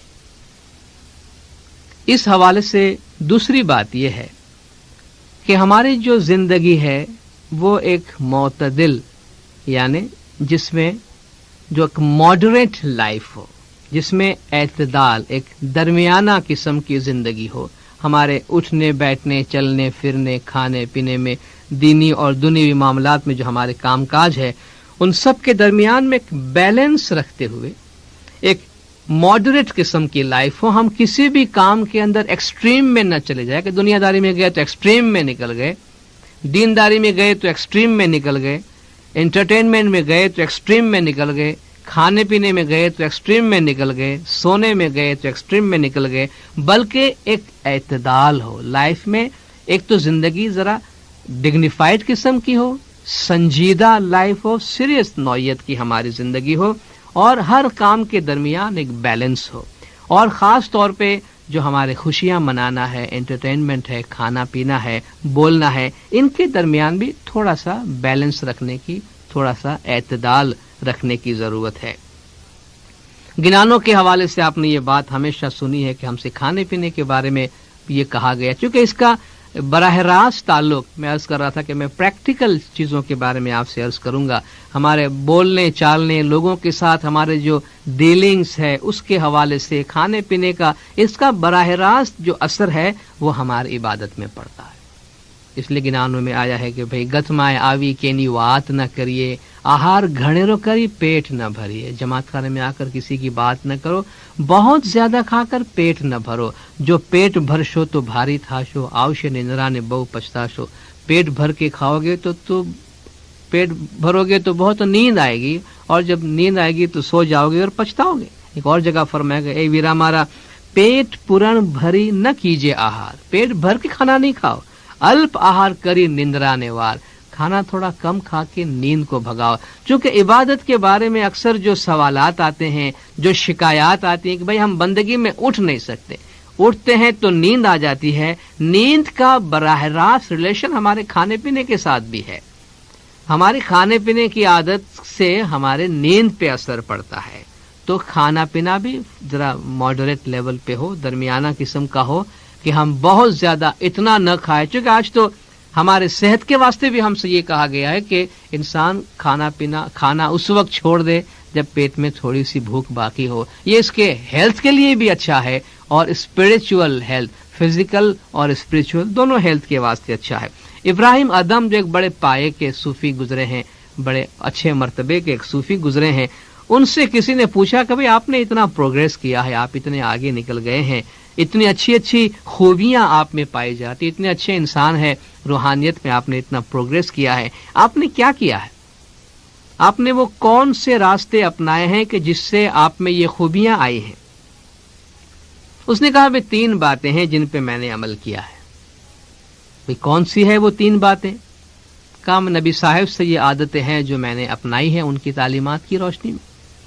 سب سے پہلی بات یہ ہے کہ میں کم کھاتا ہوں، جب تک بھوک نہ لگے میں نہیں کھاتا۔ نبی صاحب کم کھایا کرتے تھے، میں کم کھاتا ہوں۔ دوسری بات، میں کم سوتا ہوں۔ ظاہر ہے جب کھانا کم ہوگا تو نیند بہت زیادہ نہیں آئے گی، اور روحانیت میں آگے بڑھنے کے لیے انسان کے اندر تھوڑی بیداری کی صفت کا ہونا ضروری ہے۔ تیسری بات یہ ہے کہ کم بولتا ہوں، کیونکہ زیادہ بولنے سے بھی عبادت میں نقصان ہوتا ہے، اور یہ مولا کے 48ویں جامع کا فرمان ہے، آپ سب نے سنا ہے کہ مومن کی عادت ایسی ہونی چاہیے کہ مطلب بغیر کی بات نہ کرے۔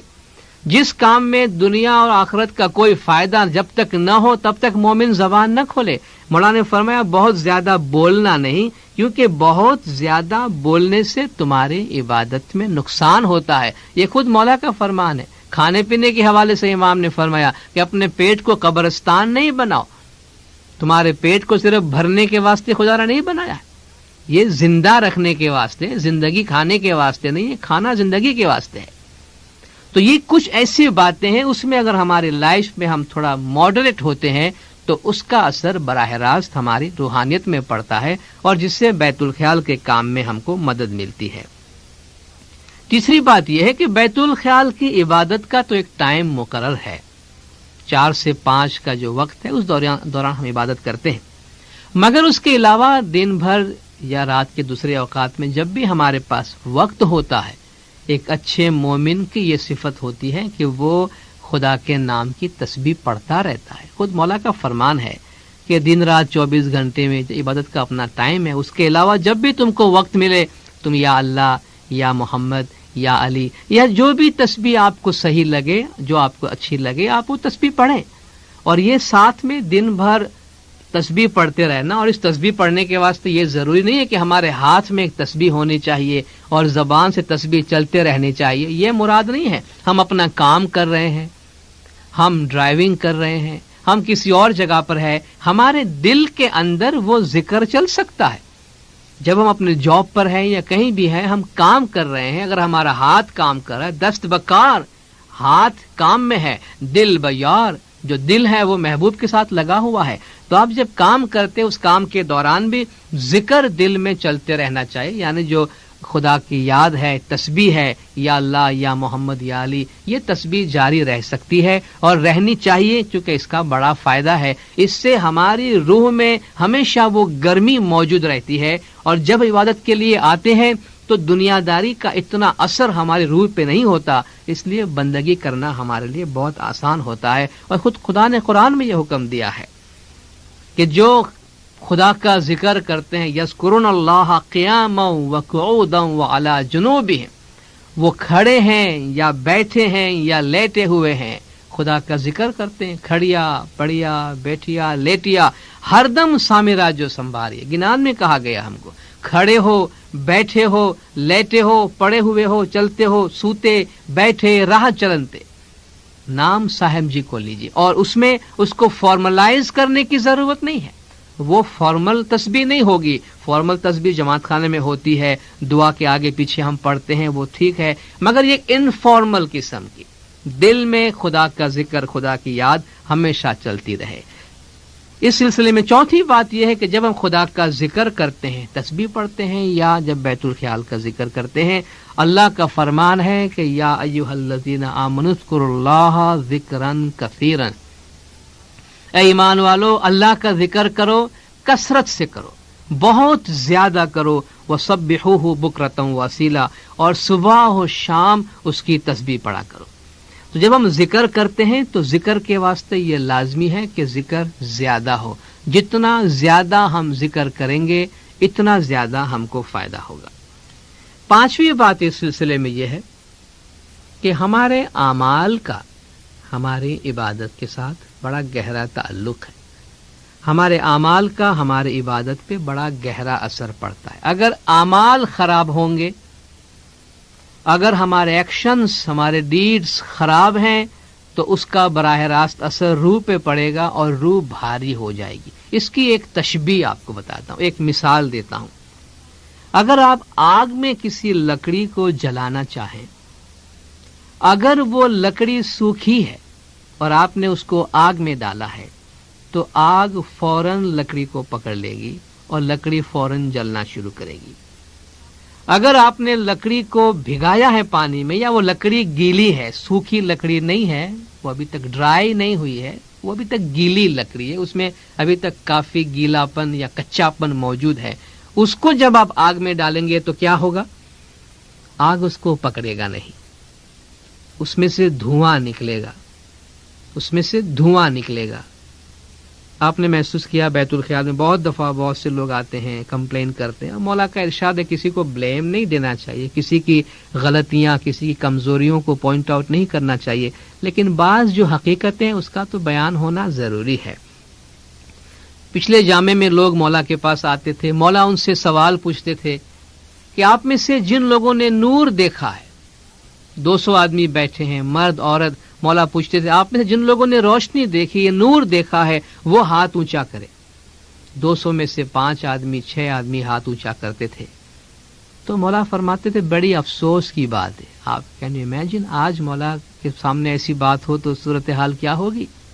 اس وقت 5-6 آدمی اگر ہاتھ اونچا کرتے تھے تو مولا فرماتے تھے بڑی افسوس کی بات ہے، 200 میں سے خالی 5 آدمی، کم از کم مولا فرماتے 25% لوگ ایسے ہونے چاہیے جو روشنی دیکھے ہوئے، جو نور دیکھنے والے، جو اس انلائٹنمنٹ کا ایکسپیرینس کرنے والے لوگ ہونے چاہیے۔ جب عورتوں کی، لیڈیز کی ملاقات میں امام گئے ہیں، وہاں 5 عورتوں نے ہاتھ اونچا کیا تو امام فرماتے تم عورتوں کو کام کیا ہے؟ تمہارے پاس تو 50% نور دیکھنے والی عورتیں ہونی چاہیے، یعنی ہر 2 عورتوں میں بیت الخیال کی 2 لیڈی ممبر ہے تو اس میں سے ایک مولا فرماتے ایسی ہونی چاہیے جس کو نور کا دیدار ہونا چاہیے۔ لیکن مولانا نے فرمایا اگر ایسا نہیں ہوتا ہے تو کیوں نہیں ہوتا ہے؟ تم جسم میں سوئی مارتے ہو تو خون نکلتا ہے۔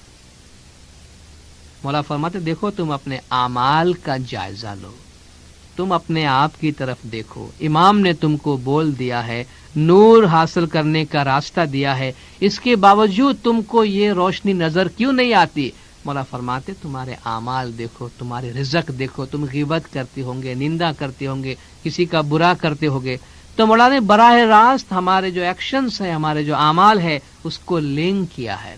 تو اعمال اگر اچھے ہوں گے تو روح کو پرواز کرنے میں مدد ملے گی، اگر ہمارے اعمال اچھے نہیں ہوں گے تو اس کا اثر ہمارے روح پہ پڑے گا۔ پھر ہم بندگی میں کمپلین کرتے بھائی میں بیٹھا ہوں، 12 مہینہ بیٹھا ہوں، 2 سال بیٹھا، 5 سال بیٹھا، 10 سال بیٹھا، بس اندھیرا ہی اندھیرا نظر آتا ہے، ہمیں روشنی ملتی نہیں ہے۔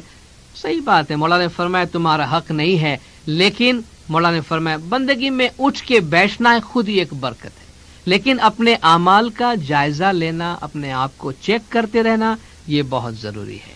اس کے ساتھ ساتھ چھٹی بات یہ ہے، جو آتا تو اعمال ہی کے زمرے میں ہے مگر اس کو آئیڈینٹیفائی کرنا بہت ضروری ہے، وہ یہ ہے کہ ہمارا جو رزق ہے، جو کچھ ہم کھاتے ہیں، ہماری جو روزی ہے وہ حلال ہونی چاہیے، ہماری جو کمائی ہے پاک صاف ستھری ایمانداری کی کمائی ہونی چاہیے، اس میں سے 10 مال واجبات امام کا جو حق ہے وہ نکالا ہوا ہونا چاہیے۔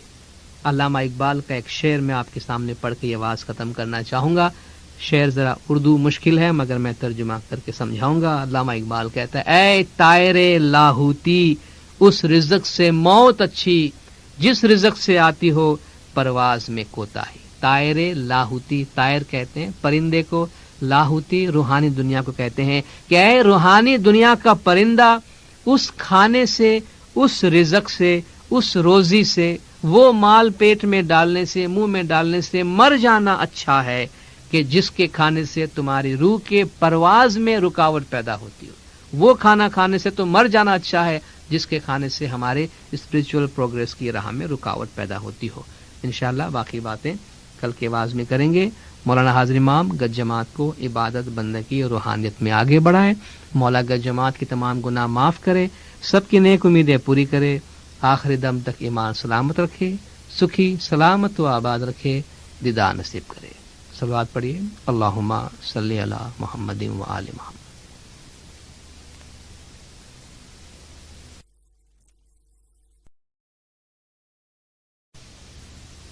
دیندارو، سب سے پہلے ہمارے آقا نامدار امام زمان مالک دو جہان نور خداوند برحق نور مولانا شاہ کریم الحسینی حاضر امام کے مبارک نام پر صلوات پڑھیے، اللہم صلی علی محمد و آل محمد۔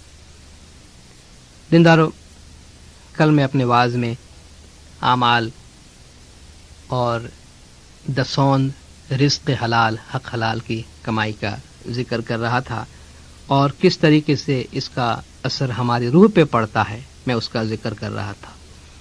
ایک مثال بیان کرتے ہیں، تشبیہ بیان کرتے ہیں کہ ایک دنیا دار آدمی، دنیا پرست، پیسے والا ہونا بری بات نہیں ہے، لیکن دنیا دار ہونا، صرف دنیا کے اندر دل لگانا، وہ بری بات ہے۔ تو وہ دنیا میں بڑا پھیلا ہوا انسان تھا، کافی دنیا اس نے جمع کی تھی، لیکن دینداری کا اس کو اتنا کوئی خاص خیال نہیں تھا۔ تو ایک دفعہ اس کو خیال آیا چلو بھائی میں عبادت میں کچھ آگے بڑھتا ہوں۔ تو ایک درویش کے پاس گیا، کہا بھائی مجھے روحانیت میں آگے بڑھنا ہے۔ اس سے کہا بھائی تم دنیا میں اتنے پھیلے ہوئے ہو، اس میں سے تم کو باہر نکلنا پڑے گا۔ کہا کچھ بھی ہو میں روحانیت میں آگے جانا چاہتا ہوں. کہا تمہارا کام نہیں ہے, چونکہ تمہارے پاس فکر کرنے کے لیے, سوچنے کے لیے اتنا کچھ تمہارے ذہن میں, تمہارے دل میں بھرا ہوا ہے کہ یہ کام تمہارے لیے بڑا مشکل ہے. اس نے انسسٹ کیا تو درویش نے کہا کہ چلو میرے ساتھ, مگر ایک شرط پہ تم میرے ساتھ چلنا کہ میں تمہیں جو بولوں وہ کرنا, لیکن کوئی سوال نہیں پوچھنا مجھے. کہا مجھے منظور ہے. درویش نے اس کو حکم دیا کہ 3 بھاری بھاری پتھر اٹھا لو. ایک چادر بچھائی اور اس میں 3 بہت بھاری وزنی پتھر اٹھا کے اس میں باندھ کے دیا کہ یہ اٹھاؤ اور چلو میرے ساتھ. اب وہ بندہ بڑا لگژریس لائف گزارنے والا, وہ پتھر اٹھائے کہاں چلنے والا تھا. تھوڑا سا چلا تو پریشان ہو گیا کہ بھئی یہ تو بڑا بھاری وزن ہے, میں تو ہانپ گیا ہوں, میرا سانس پھول گیا ہے. کمپلین کیا کہ بھائی یہ پتھر لے کے تم مجھے کہاں لے جا رہے ہو. دیکھو تمہاری میری شرط یہ ہے کہ تم شکایت نہیں کرو گے, یہاں تک کہ تم سے برداشت نہ ہو تو کوئی بات ہے, لیکن یہ اتنا بھاری بوجھ پتھر خامخواہ کہ تم اٹھا کے چلا رہے ہو, مجھے اس کا کیا مطلب ہے, کیوں بھاری لگتا ہے. کہا میں تو چل نہیں سکتا ہوں بالکل. چلو ایسا کرو, ایک پتھر اتار دو اس میں. تو ایک پتھر چھوڑ دیا اور باقی 2 پتھر, ابھی بڑی بھاری گٹھڑی اس کے ساتھ ہے, اس نے اٹھایا. کہا چلو. اب وہ تھوڑی پہاڑی پہ چڑھنے لگا. کہا میں سیدھی سڑک پہ نہیں چل سکتا ہوں, تم یہ پتھر اٹھا کے مجھے پہاڑی پہ چڑھا رہے ہو. تھوڑی دیر آگے گیا تو بس پھر سانس پھول گیا کہ بھئی میں نہیں چل سکتا, اتنا بھاری تم سامان اٹھا کے چلوا رہے ہو. کہا کیوں بہت بھاری ہے. کہاں بہت بھاری ہے, میں تو موو نہیں کر سکتا ہوں. کہا فائن کوئی بات نہیں, ایک پتھر چھوڑ دو, ایک لے کے چلو. ایک پتھر رہ گیا, وزن تھوڑا کم ہوا, چلنے لگا, لیکن پہاڑی ہے, چڑھاؤ ہے, اوپر چڑھ رہا ہے, اس کو تکلیف ہو رہی ہے. کچھ دور اور آگے گیا تو شکایت کی کہ بھائی میں نے تم سے ریکویسٹ کی ہے کہ مجھے عبادت میں آگے جانا ہے, مجھے روحانیت میں پروگریس کرنا ہے, مجھے بندگی کرنی ہے, خدا کے پاس جانا ہے مجھے, تم نے یہ کیا مصیبت میرے سر پہ ڈالی ہے. کہا کیوں بہت بھاری ہے. کہا بہت بھاری, آخر اس پتھر کو اٹھانے کا مقصد کیا ہے. کہا چھوڑ دو پتھر اور خالی ہاتھ چلو میرے ساتھ. اب جب خالی ہاتھ چلنے لگا تو درویش نے پوچھا کہ ابھی کیسا لگتا ہے. کہا بڑا آرام ہے, بڑی راحت ملتی ہے, پہلے ہی مجھے خالی ہاتھ چلواتے, کیوں یہ مصیبت میرے سر پہ ڈالے تم. کہا دیکھو خدا کے راستے میں اگر جانا ہے نا, روحانیت کے راستے میں اگر جانا ہے تو دنیا داری کا لگیج لے کر ساتھ میں نہیں چلا جا سکتا. تم نے دنیا داری اپنے سر پہ اٹھا کے رکھی ہے نا, اس کو پیچھے چھوڑنا پڑتا ہے, ہلکا پھلکا بن کے جانا پڑتا ہے. تو ہلکا پھلکا بن کر جانے کے لیے تمہاری جو دنیا میں تمہارا جو انوالومنٹ ہے, مینٹل کمٹمنٹ ہے تمہارا, دنیا اپنے ساتھ رہتی ہے, دنیا میں رہنا ہے تو دنیا ہمارے ساتھ رہے گی. لیکن مولا فرماتا دنیا میں ہم بھی رہتے ہیں, ہم بھی دنیا میں رہتے ہیں, مگر ہم دنیا سے دل نہیں لگاتے ہیں. تمہیں اگر عبادت میں روحانیت میں آگے جانا ہے, خود مولا نے اپنے فرمان میں جب آپ بندگی میں بیٹھیں تو تمام مٹیریل چیزیں, آپ کی تمام دنیاوی کمٹمنٹ, آپ کی تمام دنیا کی باتیں اپنے دماغ سے نکال دے. مولا فرماتے کیوں ہم آپ کو 4 سے 5 کے درمیان بندگی کرنے کو کہتے ہیں. لوگ آ کر پوچھتے ہیں کیوں ہم دن کے وقت بندگی نہیں کر سکتے ہیں. مولا نے فرمایا امام, بحیثیت امام ہم آپ کو وہ ٹائم دیں گے کہ جس میں عبادت کر کے کامیابی کی پاسبلٹی آپ کے پاس میکسیمم ہو. اور امام نے فرمایا کہ جب آپ بندگی میں بیٹھتے ہیں تو وہ ایک اسپرچول کام ہے, وہ کہ فزیکل کام نہیں, ورلڈلی کام نہیں ہے. تو اسپرچول کام میں جب آپ آ کے بیٹھتے ہیں تو فزیکل دنیا سے آپ کو کٹنا پڑتا ہے, اور یہ اس کا بہترین ٹائم یہ ہے. تو ہمارے جو اعمال ہے, ہمارے جو پاپ ہیں یا دنیا کا بہت زیادہ انوالومنٹ اور اپنی روح کو بھول کر دنیا کی جو گٹھڑی ہم نے بنائی ہے, اب یہ گٹھڑی اپنے کندھے پہ اٹھا کے ہم اگر ساتھ چلنا چاہے تو مشکل ہے. ہم جب بندگی میں بیٹھتے ہیں 4 سے 5 کے دوران, اگر اس بندگی میں بیٹھتے ہوئے 4 سے 5 کے دوران بھی اگر ہم اپنی دکان چلاتے رہے, اگر اس دوران بھی ہم اپنا بزنس ہی کرتے رہے, اس دوران بھی ہم دنیا ہی کی فکر کرتے رہے, تو وہ تو گٹھڑی اٹھا کے چلنے جیسی بات ہے, ہم تو موو بھی نہیں کر سکیں گے. اپنے سامنے ان دونوں چیزوں کو واضح کر دے کہ کیا پتھر ہے اور کیا ہیرا ہے.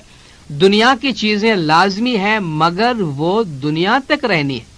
جس دن ہم دنیا سے جائیں گے, جس دن ہماری آنکھیں بند ہوں گی, ہمارے پاس اگر $5 ہے یا ہمارے پاس $50 ہے, بلینز ہے یا ملینز ہے، وہ سب اپنی جگہ پہ رہے گی، ہماری روح ہمارے ساتھ چلے گی. تو ہم ڈیسائیڈ کر کے ابھی سے واضح کریں کہ جب ہم روح کے بارے میں سوچتے ہیں، جب عبادت روحانی پروگرس کی بات کرنی ہے، تو یہ جو مادی دنیا ہے ان کو ہم ایک طرف رکھتے ہیں اور اس کو اپنی روحانی زندگی میں انٹرفیئر نہیں کرنے دیتے ہیں. اس سلسلے کی جو 7ویں بات دینداروں وہ یہ ہے کہ عبادت کے لیے باقاعدگی سے اٹھنا ضروری ہے. یہ ایک ریگولر پریکٹس ہے اور ریگولر پریکٹس ہونا ضروری ہے. ہمارا دھیان لگے نہ لگے، ہم تھوڑی دیر بیٹھے، زیادہ دیر بیٹھے، کبھی اچھی طرح بیٹھے، کبھی نہ بیٹھ سکے، لیکن امام زمان کی ذات سے جو ہم نے کمٹمنٹ کیا ہے، ایک تو وہ کمٹمنٹ پورا ہو، اور بیت الخیال جو ہے وہ ہمارا سیکنڈ نیچر بن جائے. یعنی ہم کو اٹھانے کی ضرورت نہ پڑے، ہماری جو عادت ہے، ہمارا جو نیچر ہے، باڈی کا سسٹم ہے، اس طرح بن جائے کہ بھئی یہ ہماری عادت ہے، یہ ہماری ریگولرٹی کا ایک حصہ بن جائے، باقاعدگی کے ساتھ اٹھے. امام نے بھی اپنے فرمان میں فرمایا کہ میں آپ سے پرفیکشن نہیں مانگتا ہوں، ریگولرٹی مانگتا ہوں. پرفیکشن دنیا میں پاسبل نہیں ہے، پرفیکٹ صرف اللہ کی ذات ہے. اس لیے امام ہے بیت الخیال میں نہیں چاہتا کہ آپ لوگ پرفیکشن کی کوشش کریں، پرفیکشن پاسبل نہیں ہے، اور نہ ہم آپ سے پرفیکشن مانگتے ہیں، لیکن آپ بیت الخیال میں ریگولرلی آنے کی کوشش کریں. جب ہم ریگولرلی آئیں گے تو اس سے ہمارے عبادت میں بڑا اچھا اثر پڑے گا. 8ویں بات اس سلسلے میں یہ ہے کہ ہم اپنے بول پہ جب کنسنٹریٹ کرنے کی کوشش کریں، امام کا بھی فرمان ہے، امام کی ہدایت ہے، امام کی گائیڈنس ہے کہ ہم گریجولی، کنسنٹریشن بہت ضروری ہے، لیکن کنسنٹریشن کا ہو جانا آٹومیٹیکلی پاسبل نہیں ہے. اس کے لیے تھوڑی محنت بھی کرنی پڑتی ہے، اور دوسری بات یہ کہ ہم کوئی مشین نہیں ہے. کسی ایک دن ہمارا دھیان اچھا لگ گیا، کسی ایک دن دھیان بالکل نہیں لگے گا، اور یہ بالکل نیچرل ہے. اس میں ہم کو مایوس ہونے کی ضرورت نہیں ہے، لیکن ہم کوشش کریں. مولانا نے فرمایا ذکر پہ رفتہ رفتہ، آہستہ آہستہ، تھوڑا تھوڑا اپنا دھیان لگا کر اور دھیان کو بڑھانے کی کوشش کریں. مثلا 1 ویک تک ہم کنٹینیوسلی یہ ٹرائی کریں کہ ہم 1 منٹ ایک دھیان ہو کر بیٹھیں. پورے 1 گھنٹے کے دوران ہم پریکٹس کرتے رہیں، آدھا گھنٹہ بیٹھتے ہیں یا 15 منٹ بیٹھتے ہیں، 1 منٹ کنسنٹریٹ کرنے کی کوشش کریں اپنے بول پہ.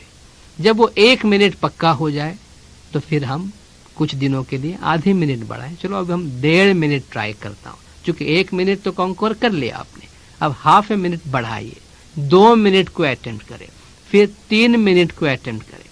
گریجولی اپنے کنسنٹریشن کی پاور کو بڑھانے کی کوشش کریں. کوئی بھی ایسا طریقہ جس سے ہم اپنے میڈیٹیشن کے پاور کو، کنسنٹریشن کے پاور کو بڑھا سکتے ہیں، ہمیں اپنانا چاہیے، اور بندگی میں ایک دھیان ہونے کی رفتہ رفتہ تھوڑا تھوڑا آگے بڑھنے کی کوشش کرنی چاہیے. اس کے علاوہ کچھ اور چھوٹی چھوٹی باتیں ہیں جو میں آپ کے سامنے عرض کرنا چاہوں گا مولا کے فرامین کی روشنی میں. کہ مولا نے فرمایا بیت الخیال میں آپ آ کے بیٹھیں بندگی میں، تو کبھی بھی آپ ڈس اپوائنٹڈ نہ ہونا، ڈس ہارٹن نہیں ہونا کہ بھئی میں اتنا مہینہ بندگی میں بیٹھا ہوں، اتنا سال بیٹھا ہوں. مولا نے فرمایا میرے گرانڈ فادر کے زمانے کے لوگ بیت الخیال کا بول لیے میرے پاس آتے ہیں کہ ہم اتنے سال بندگی کیے، ان کو بھی ہم نے فرمایا کہ ڈو ناٹ گیو اپ، چھوڑو نہیں، یہ اللہ کی رحمت پر ہے. ممکن ہے مولا نے فرمایا آپ کو کچھ دنوں میں مل جاوے، ممکن ہے آپ کو اس دن ملے جس دن آپ کی موت آئے، آپ کے لاسٹ گھڑی میں آپ کو وہ مولا خدا کی بخشش ملے، وہ نور ملے. امام نے فرمایا یہ بھی ممکن ہے کہ آپ کو کبھی بھی نہ ملے، تو آپ کو مایوس نہیں ہونا ہے، چونکہ یہ آپ کا حق نہیں ہے. مولا نے فرمایا اس کو آپ اپنا حق، اپنا رائٹ نہیں سمجھنا، یہ نہیں سمجھنا کہ وہ ہے آپ اس کو گریب کرے. Don't try to grab it, don't try to snatch it. یہ آپ چھین نہیں سکتے، مانگ نہیں سکتے، گریب نہیں کر سکتے. ارے بھائی میں اتنا، میرا اسٹرانگ ٹائم ہے، اتنا قیمتی ٹائم ہے، کاروبار چھوڑ کے آیا ہوں، جاب چھوڑ کے آیا ہوں، اور اتنا گھنٹہ بندگی میں آنے کی بجائے میں جاب کرتا اور اتنا کما کر لاتا، تو وہاں میں نے اتنے پیسے کی سیکریفائس دی ہے، تو یہاں مجھے اتنا فائدہ ہونا چاہیے. امام نے فرمایا اس کو دنیاوی لین دین اور دنیاوی رشتہ گیو اینڈ ٹیک کا جو کانسیپٹ ہے وہ اس پہ اپلائی نہیں کرنا. یہ آپ کا رائٹ بھی نہیں ہے، اور گیو اینڈ ٹیک کا جو کانسیپٹ ہے وہ بھی اس پہ اپلائی نہیں ہوتا. اس میں کوئی فزیکل کانسیپٹ اپلائی نہیں ہوتا، کوئی فزیکل رولز ریگولیشن اپلائی نہیں ہوتا. یہ اللہ کی رحمت ہے. اس لیے مایوس نہیں ہونا. امام نے اتنا یاد رکھنا کہ عبادت میں دیر از نتھنگ لائک فیلئر. عبادت میں فیلئر، ناکامی جیسی کوئی چیز نہیں ہے. صرف آپ اگر اٹھے ہیں یہ بھی خدا کی برکت ہے، آپ آ کے بیٹھے ہیں یہ بھی برکت ہے. امام نے فرمایا بندگی میں انہیپینس جیسی، سیڈنس جیسی کوئی چیز نہیں آتی. انہیپینس کیسے ہو سکتی؟ جب مولانا نے فرمایا آپ ایک اچھا کام کر رہے ہیں، آپ روح کے پروگریس کے لیے آ کے بیٹھے ہیں، آپ روحانی کام کے لیے آگے آ کے بیٹھے ہیں، صرف آپ اٹھے ہیں تو یہ آپ کا عمل آپ کو ہیپینس دے گا کہ ایٹ لیسٹ آپ نے اتنی تو کوشش کی ہے کہ آپ اٹھے ہیں اور آپ جماعت خانے میں آ کر بیٹھے ہیں، بندگی کرنے کی آپ نے کوشش کی ہے. جب بندگی میں آپ بیٹھیں دل کھول کر بیٹھیں، اپنے دل کو بالکل کھول کے اس میں کسی بھی قسم کی کوئی ایسی بات دنیا کی جو آپ کے دل کو بند کر دے، ایسا کوئی خیال نہ کرنا. اور اس اپریہنشن کے ساتھ نہیں بیٹھنا کہ اگر میں نہیں پا سکا تو کیا ہوا. بھئی پانے کا جب کوئی حق ہی نہیں ہے تو اس میں ناکامی یا فیلئر کے خوف کے ساتھ بیٹھنے کی، یا کوئی گلٹی فیلنگ کہ بھئی مجھے 6 مہینے ہو گئے، 12 مہینے ہو گئے، 2 برس ہو گیا، مجھے کچھ بھی نہیں ملتا ہے، ضرور میں نے کوئی غلط کام کیا ہے، ضرور کوئی برا کام کیا ہے. اپنا اسیسمنٹ ضرور کرتے رہیں لیکن گلٹی فیلنگ نہ کرے. جب ہم ایک اچھے کام کے لیے آ کر بیٹھے ہیں تو امام کی رحمت، امام کا سایہ، امام کی مدد ہمیشہ ہمارے ساتھ ہے. امام نے فرمایا آپ ایک سرچ کے جذبے کے ساتھ، تلاش کے جذبے کے ساتھ کہ مولانا راستہ دیا ہے، آؤ چلو میں بیٹھتا ہوں، کوشش کرتا ہوں، جو راستہ قدرت نے میرے واسطے لکھا ہوگا، جو میرے حصے میں ہوگا مجھے ملے گا، میں اس کو ڈھونڈنے نکل جاتا ہوں. بس اس سرچ کے کانسیپٹ کے ساتھ آ کر ہم بیٹھیں. امام نے فرمایا ہیوملٹی کے ساتھ بیٹھیں. ہیوملٹی، اور آپ جانتے ہیں ہیوملٹی پرائڈ کا مخالف ہے اور پرائڈ ہیوملٹی کا دشمن ہے. اس کا مطلب یہ ہے زندگی میں کبھی بڑائی نہیں ہونی چاہیے. سارے گھمنڈ، ساری بڑائی کو چھوڑ کر ہیوملٹی کے ساتھ بندگی میں آ کے بیٹھے، خدا کی رحمت کی آس رکھے، خدا کی رحمت کی امید رکھے، اور یہ یاد رکھے کہ جو کام بھی ہم کر رہے ہیں وہ ایک اچھا کام ہے، مولا کے ہدایت اور مولا کے فرامین کی روشنی میں کرتے ہیں، اور اس میں ہمیں وہ راستہ، وہ چابی ملی ہے کہ جس میں برکت ہی برکت ہے، اس میں کوئی نقصان نہیں ہے. انشاءاللہ عبادت کے بارے کی چند پریکٹیکل وضاحتیں ہیں جو میں کل اپنے واعظ میں کروں گا. خداوند نور مولانا شاہ کریم الحسین حاضر امام ہم سب کو عبادت بندگی میں بھرپور رکھے. مولا گج جماعت کے تمام گناہ معاف کرے، سب کی نیک امیدیں پوری کرے، آخر دم تک ایمان سلامت رکھے، سکھی سلامت و آباد رکھے، دیدار نصیب کرے. صلوات پڑھیے. اللہم صلی علی محمد و آل محمد.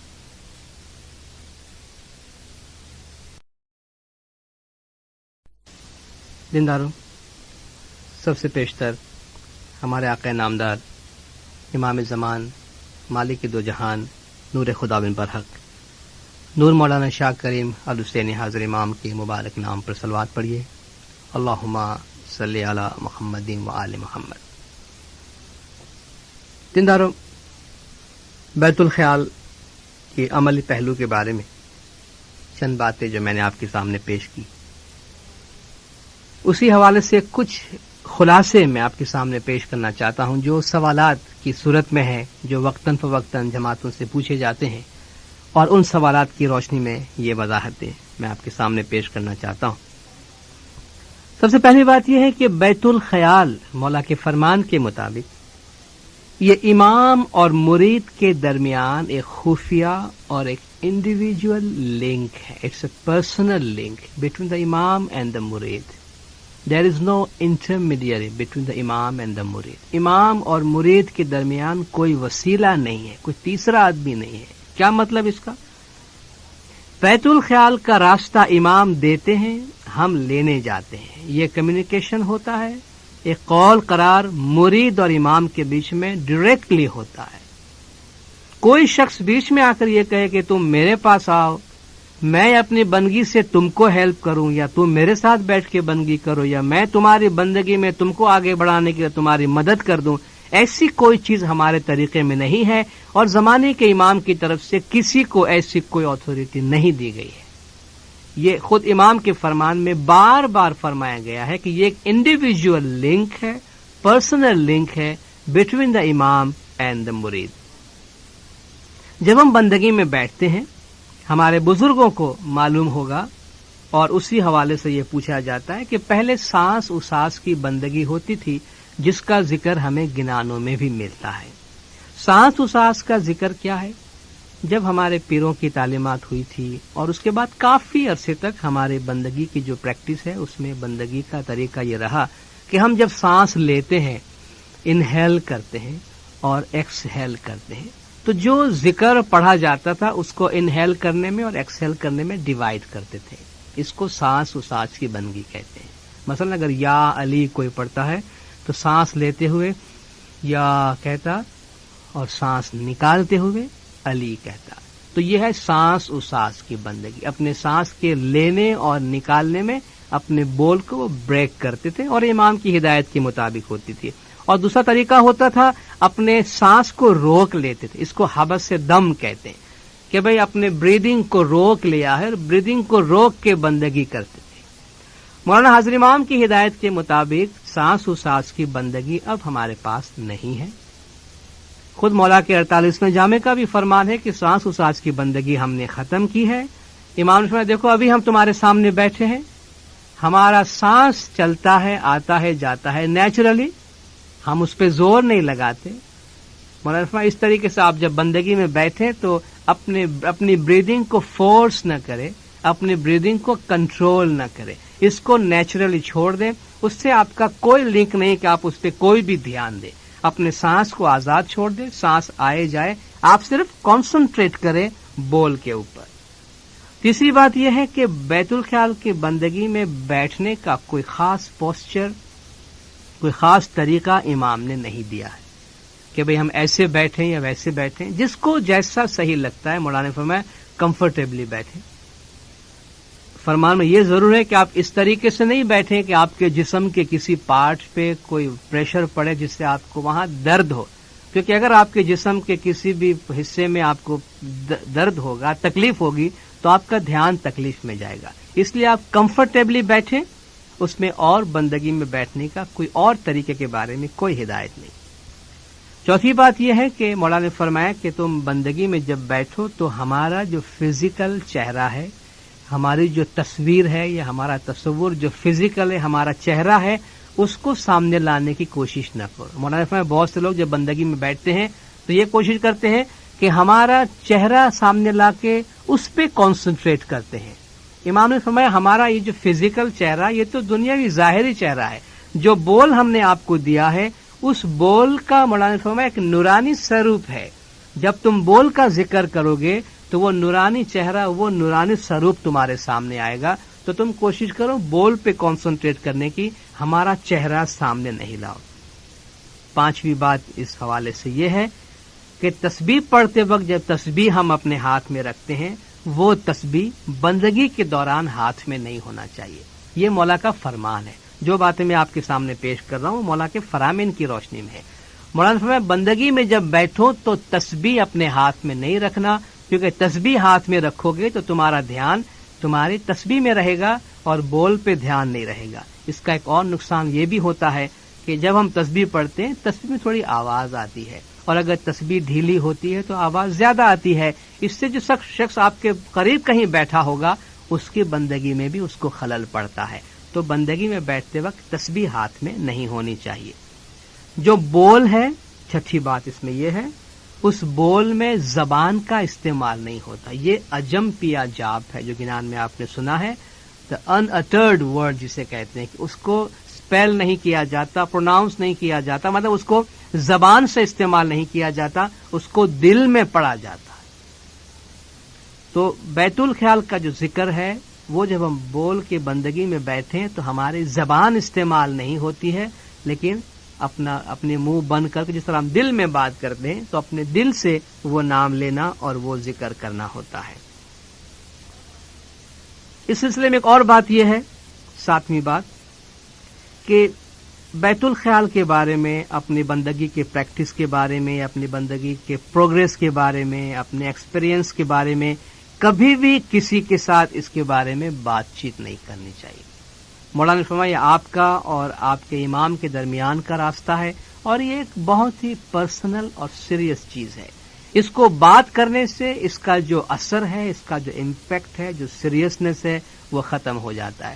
نہ بول کسی کو بتانا چاہیے، نہ بول کسی سے پوچھنا چاہیے، نہ بول کے بارے میں کوئی بات کرنا چاہیے، اور نہ ہی بیت الخیال کے حوالے سے بندگی کے پریکٹس کے بارے میں کوئی بات ڈسکس کرنی چاہیے، کیونکہ اس سے بندگی کرنے والے کو خود نقصان ہوتا ہے. خود مولانا نے فرمایا تم بیت الخیال کی باتیں یہاں وہاں کرو گے تو جو کچھ تم کو ملا ہے اس کو تم گنوا دو گے، اس کو تم کھو دو گے، اس لیے اس کے بارے میں تم آپس میں بات چیت نہیں کرنا. بیت الخیال کی عبادت پرائمریلی اسپرچل پروگریس کے واسطے ہے، یہ مشکل آسان کے واسطے نہیں ہے. بیت الخیال کا بول مشکل آسان کی تسبیح نہیں ہے. یہ اور بات ہے کہ بیت الخیال کی بندگی سے ہمیں روحانی ترقی ہوتی ہے، ہمارے اندر مضبوطی آتی ہے، طاقت پیدا ہوتی ہے، صبر، ہمت، قوت، برداشت بہت کچھ ملتی ہے، جس کے نتیجے میں دنیاوی مشکلات کو برداشت کرنے کی ہم کو بہت طاقت ملتی ہے. یہ بندگی کے فائدے ہیں، لیکن بنیادی طور پر پرائمریلی بیت الخیال جو ہے وہ کوئی مشکل آسان کی یا دھندے روزی روزگار میں برکت کی کوئی تسبیح نہیں ہے. بیت الخیال کا بول بنیادی طور پر روحانی ترقی اور اسپرچل پروگریس کے واسطے ہے. دیندار جماعت کے بہت سے دیندار بھائی اور بہن وقتاً فوقتاً یہ پوچھتے ہیں کہ بھئی جن لوگوں کے پاس بول نہیں ہے مگر وہ بندگی کرنا چاہتے ہیں، مجالس میں جاتے ہیں، منڈلی میں جاتے ہیں جہاں بندگی ہوتی ہے، تو وہ کیا کرے؟ جن کے پاس بول نہیں وہ کوئی بھی نام، خود مولانا نے اپنے فرمان میں یا اللہ یا محمد یا علی کی تسبیح تو ہم کو دی ہوئی ہے، کوئی بھی ایک نام لے لے جیسا ان کو ٹھیک لے، کوئی بھی تسبیح وہ لے لے، اور وہ تسبیح اپنے اگر بیت الخیال میں آ کر وہ بیٹھتے ہیں یا کسی مجالس کی عبادت میں ہے تو اس دوران وہ بیٹھ سکتے ہیں اور اس کا ذکر کر سکتے ہیں. 4 سے 5 جو بندگی کا وقت ہے، اس کے علاوہ جتنے بھی مجالس میں بندگی ہوتی، جو 5-12 سال کی مجلس ہے اور مجالس ہے، بیت الخیال کی ماہانہ مجالس ہے، جن جن مجالس میں بندگی ہوتی ہے ان تمام مجالس میں بھی ہم بیت الخیال ہی کا ذکر کرتے ہیں، اسی بول ہی کا ذکر کرتے ہیں. بعض لوگ یہ سمجھتے ہیں کہ بھئی بندگی کرنے میں اگر آپ اپنے جسم کو تھوڑی تکلیف دیتے ہیں تو اس میں آپ کو زیادہ فائدہ ہوگا. تو بعض لوگ یہ سمجھتے ہیں کہ بجائے بیٹھ کے بندگی کرنے کے اگر ہم کھڑے رہ کر بندگی کریں تو اس میں زیادہ فائدہ ہوگا، اور اگر ہم ایک پیر پہ کھڑے ہو جائیں تو اور زیادہ فائدہ ہوگا. دینداروں، کھڑے رہ کے بندگی کرنا یا ایک پیر پہ کھڑے رہ کے بندگی کرنا ایسی کوئی تعلیم، کوئی ٹریننگ ہمارے طریقے میں نہیں ہے. آپ نے خود سنا، فرامین میں بار بار مولا فرماتے ہیں یہ کنسنٹریشن کی چیز ہے، یہ میڈیٹیشن کی چیز ہے. اب میں ایک پیر پہ کھڑے ہو کر یا میں کھڑے رہ کے بندگی کرنا جاؤں تو میں بول پہ کانسنٹریٹ کروں گا یا اپنے کھڑے رہنے پہ کانسنٹریٹ کروں گا؟ جو کام امام نے ہم کو نہیں دیا ہے، جو کام امام ہم کو آسان کر کے دیتے جا رہے ہیں، اس کو ہم خود اپنے ہاتھوں سے مشکل کیوں بنانا چاہتے ہیں؟ امام نے فرمایا کمفرٹیبلی بیٹھیں، آرام سے بیٹھیں، بول پہ ایک دھیان ہو اور روحانیت میں آگے بڑھنے کی کوشش کریں. اس کو زیادہ کمپلیکیٹڈ بنانے کی ضرورت نہیں ہے، آسان راستہ ہے، سیدھا راستہ ہے. امام اگر زنجیریں اتار کر پھینکتے ہیں تو ان زنجیروں کو لے کے ہم پھر سے اپنے گردن میں، ہاتھ پیر میں کیوں ڈالتے ہیں؟ تو اس قسم کی کھڑے رہ کے بندگی کرنے کی کوئی ہدایت زمانے کے امام کی طرف سے نہیں ہے، اور نہ ہی اس کے بارے میں کوئی انکریجمنٹ کیا جاتا ہے. آخری بات دینداروں میں آپ سے یہ عرض کرنا چاہتا ہوں کہ بیت الخیال کا ستارہ جو آج ختم ہو رہا ہے، 7 دن کی عبادت، 7 دن کی تسبیح ہم نے پوری کی. بیت الخیال کا ستارہ بذات خود اینڈ نہیں ہے کہ بھئی میں نے ستارہ اٹینڈ کر لیا، واہ واہ مجھے شاباشی دو، میں نے کتنا زبردست کام دیا. بیت الخیال کا ستارہ مینز ہے، یہ ذریعہ ہے، مقصد نہیں ہے. کس بات کا ذریعہ ہے؟ یہ ذریعہ ہے بیت الخیال جو ہمارا مقصد ہے اس کا. اصل جو مقصد ہے وہ بندگی میں آنا ہے، اصل مقصد بندگی میں آنے کی عادت بنانا ہے. ستارہ ہمیں وہ عادت کریٹ کرنے کے لیے 7 دن کے واسطے ہیلپ کرتا ہے. ستارہ ہمیں پریپیئر کرتا ہے کہ کل سے ہم بیت الخیال کی حاضری میں پابندی کے ساتھ آنے کی کوشش کریں. بیت الخیال تو ایکسرسائز ہے. اگر ہم بیت الخیال کی تسبیح پڑھ کے چلے جاتے ہیں، بعض لوگ تسبیح کو بڑی اہمیت دیتے ہیں اور بندگی سے چلے جاتے ہیں، 4 بجے کب ستارہ ہو گیا اب میں گھر جاتا ہوں. ارے بھائی، یہ تسبیح جو پڑھی گئی ہے یہ کوئی دنیا مشکل آسان کے واسطے نہیں ہے، یہ تسبیح روحانی مشکل آسان کے لیے اور بندگی میں تم کو طاقت دینے کے واسطے. یہ تو ایسا ہی ہوا کہ ایک لڑکا بڑی محنت کرتا رہا ایگزامینیشن میں بیٹھنے کے واسطے، خوب پڑھتا رہا، بڑی محنت کی، اور جب ایگزامینیشن کا ٹائم آیا تو اٹھ کے بھاگ گیا کہ میرا کام ہو گیا. ارے بھائی تم جو تیاری کر رہے تھے ایگزام کے واسطے کر رہے تھے، ابھی تو ایگزام آیا ہے. یہ تو ہے کہ فوجوں کو آپ تیار کر رہے ہیں، ٹرین کر رہے ہیں، خوب تیار کر رہے ہیں کہ جب لڑائی آئے تو وہ فوج جو ہے وہ مقابلہ کرے، اور جب لڑائی آئے تو کہ ہماری ٹریننگ ختم ہو گئی ہم جا رہے ہیں. ارے بھائی تمہاری ٹریننگ لڑائی کے واسطے ہوئی ہے. تو یہ ستاڑا اس کی تسبیح، اس کی تیاری، گریاوزاری بندگی کے واسطے ہے، اور وہ بھی صرف 7 دن کی بندگی کے واسطے نہیں، ہماری عادت بنانے کے واسطے ہے.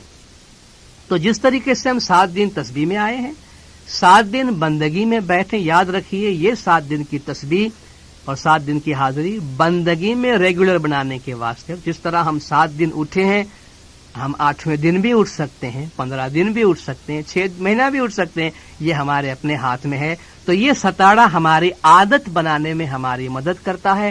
تو آج اس ستاڑے کے آخری دن ہم کوشش کریں، ہم کوئی کمٹمنٹ اپنی طرف سے لائیں، زمانے کے امام سے وعدہ کریں، اپنے لائف کو پراپرلی سیٹ کریں، اور کوشش کریں کہ ہماری زندگی کا جو سب سے بڑا مقصد ہے کہ ہم اپنی زندگی کے باطن کو، اسپرچل سائڈ کو، روحانی سائڈ کو نہ بھولیں، اس کے بارے میں کوئی فیصلہ کریں، اور باقاعدگی سے بیت الخیال میں آ کر حاضری دیں، عبادت بندگی کے راستے میں آگے بڑھیں، تاکہ مولا فرماتا جب آپ دنیا سے جائیں تو نور سے بھرپور ہو کے جائیں، روحانیت سے بھرپور ہو کر جائیں، سرخ روح ہو کر جائیں، ایسا محسوس کرتے دنیا سے جائے کہ اس دنیا میں ہم نے ایک فروٹفل زندگی گزاری ہے، اور اس اٹرنل لائف میں ایک بہت ہی اچھی جگہ، اسپرچولی ہم نے ایک بہت ہی کامیاب جگہ اپنے لیے بنائی ہے.